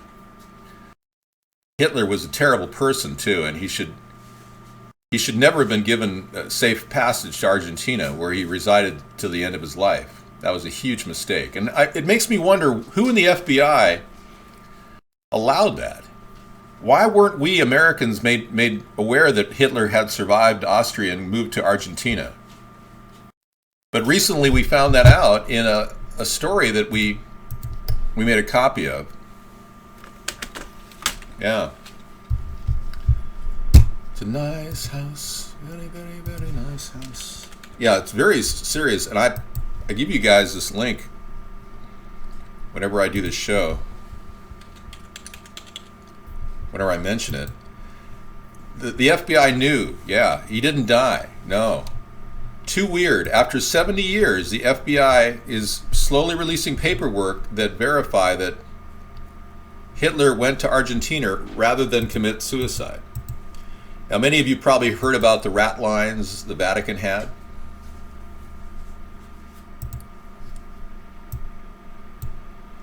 Well, yeah, it's serious. This guy really did take off. I'll give you guys a link right now. You can go check it out yourself. It may be an old story to you, but it's certainly relevant to me. And because the mainstream media hasn't covered it, it's still a news story. You're right. There's no proof that Hitler died in the bunker. The Russians never had DNA verifying his existence. Much like, no different than Osama bin Laden. We've never seen any official release of Osama bin Laden's DNA. The bin Laden family sued in an international court, and the State Department never presented DNA evidence verifying Osama bin Laden was killed on May 1st, 2011. Furthermore, Barack Obama never presented a picture of his dead body, ever. And no one took a picture of his sheet-clad body being thrown out of the Carl Vinson in the North Arabian Sea. No evidence whatsoever of Osama bin Laden ever dying. There's been a movie about it, of which the producer of that movie received top secret information from Barack Obama violating the security of SEAL Team 6. Barack Obama and Joe Biden both violated the national security and, of course, the identity of SEAL Team 6, which may very well have led to the death of SEAL Team 6 in Afghanistan. So theoretically, you could draw the argument that their cover was broken by Barack Obama and Joe Biden that led to the death of 31 Navy SEALs in Afghanistan in a Chinook helicopter a month and a half after the alleged supposed killing of Osama bin Laden. This is not, red flag news is legit, yeah. It's not some satire. I wouldn't be giving you links that are erroneous. This is real. I mean, I'm telling you, these are things you'll never see in the mainstream media. Right, the SEAL Team 6 died mysteriously, troll. Yeah.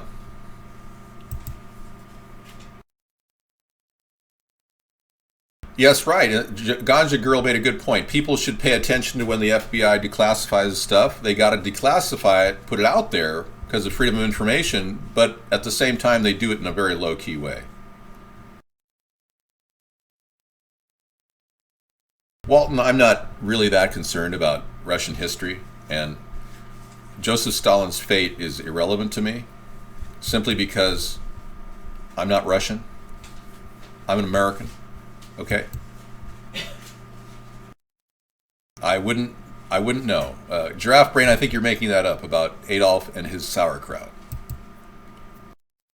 Well, being of German ancestry or Norwegian ancestry, of course I'm concerned about the entire European continent, but at the same time, I'm not Russian. He wasn't Russian, he was Stalin. He was Stalin for time. Stalin, I don't think was great for their economy, no. The guy killed 20 million people or sent them to gulags. I mean, you can't run around saying that the most horrible despot in world history could be glorified as some great guy for their economy. That's like claiming Hitler helped the German people, when he in fact led to a war that ended up killing hundreds of thousands of German people, let alone ethnic minorities, 12 million of them. Yeah, Stalin was worse than Hitler.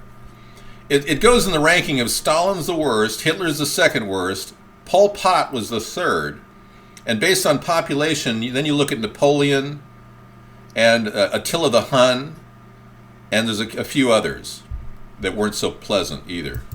Have you guys heard about Far Cry, the series? Have you guys, any of you played Far Cry? Somebody told me the character in that is the worst guy ever on the face of the earth. Far Cry, yeah. The video game. Is his character like really evil?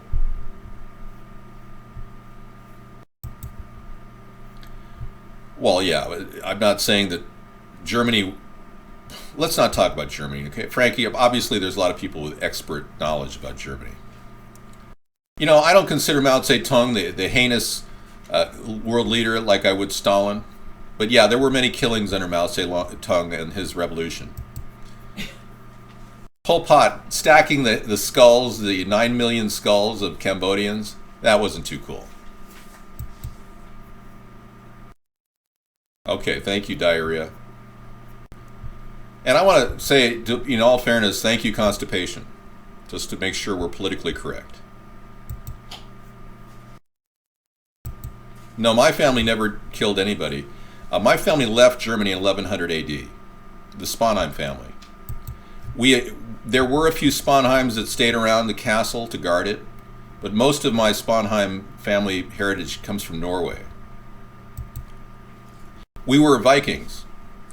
We were the ones that you fear so much. I did not know Pol Pot, no. I never met him personally. I mean, you could bring up Idi Amin Dada. I mean, we can talk about a lot of despotic leaders here. Robert Mugabe of Zimbabwe. I mean, seriously, I mean, let's keep doing. You want to talk about despots? Let's bring it on. Yeah. Oh, okay. Yeah, I got it. Yeah, it sounds like the Germans were killed. Believe me, I'm not happy about anybody getting killed. War is hell. So we don't need war. I would not doubt that, DJ McMillan. Obama and Holder used Michael Brown and Trayvon Martin to decide a national race riot. I definitely understand where you're coming from, my man. Uh-huh.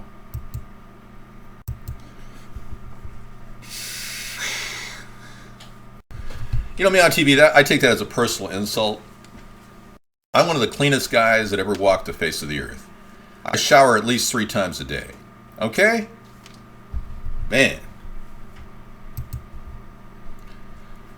I love showering. I mean, it's just one of those things. You know, I swim 3 times a day to stay healthy. In a little spa I've got worked out here. I don't work out and, you know, I don't run the neighborhood because, you know, somebody could take a pot shot at me. So I basically work out in a controlled environment with bulletproof walls.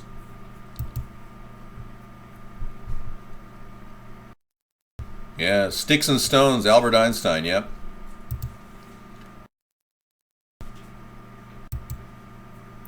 You know, I don't think Albert Einstein knew that people would have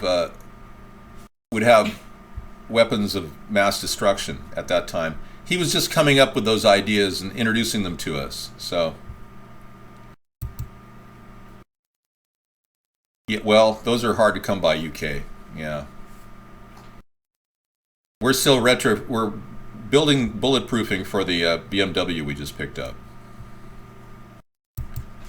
I've got to work on the acrylic roof just to deal with that. It's incredibly difficult. You know, when you build bulletproofing, you have to layer it with meshes of stainless steel in order to make it, to prevent projectiles. Every layer of Kevlar has to be, or every other layer of Kevlar has to be mesh steel. That's true with Kevlar armor too. If you don't have mesh steel next to it or in it, embedded in it, somebody could take a knife and stick it into your Kevlar. Yeah. Pol Pot, Gaddafi was a good leader, you're saying? I don't think so. I think he had his moments. I mean, you know, when the 2008 debacle occurred worldwide, Gaddafi gave every Libyan in Libya $695. America never got any money. You didn't get any money. Australia gave every Australian $995. So in that effort, Muammar Gaddafi was probably a fairly good leader. But I can't really say he was a good person. I mean, the guy was ruthless. But what happened to Gaddafi was unjust. We literally hunted him down like an animal and got rid of him. The rebel forces that were funded by NATO forces. It was the weirdest pairing of Al-Qaeda members and NATO backers in getting rid of Muammar Gaddafi. You think Saddam was a good leader? You wouldn't want to be on his bad side. Your insults wound you? Yeah. I don't know. All right. Hey, this is the end of the show. And we have finally kind of serenely gotten to that point where we've gotten a new lull and a happy moment and everything's peaceful. And always remember, we are the champions. We are the champions. Okay, War on Health. To raid the makers of healthy natural products. Okay, I'm going to give you, instead of the War on Health tonight, I'm going to give you the reason all wars are fought. Blackface 2 is in the editing bay right now. Been good talking to you, Sogorn. Thank you for coming in. All of you, thank you for coming in. You've got a lot of people, good minds in this room. We are all very well aware of what's going on. We know what they're up to. I can feel that. I've culled a lot of the Democrats who just, continue to believe in Barack Obama. They're out of the room now. And we got people that really do have a clear picture of what's really happening. The two parties have been bought off. Our third party stands above it all. We don't want to take corporate money. We won't take Superfund money unless, of course, a Superfund decides to just give us the money because they support our platform. But no quid pro quo with this party. No payback for funds donated like the two parties have done. And that's why we have the huge government that we have today that will never go away unless we get rid of the power of the two-party system and build our own platform for surviving the economic future. All right. I am going to discuss war. What is it good for? Absolutely nothing unless it's the bankers. Now I want to share a story with you, and this is actually an article that I wrote over the weekend called All Wars Are Bankers' Wars. And I went in, I did a lot of research, it's posted to the front page of WhatReallyHappened.com. I understand it's already gone viral, it's being reposted around the web. But I wanted to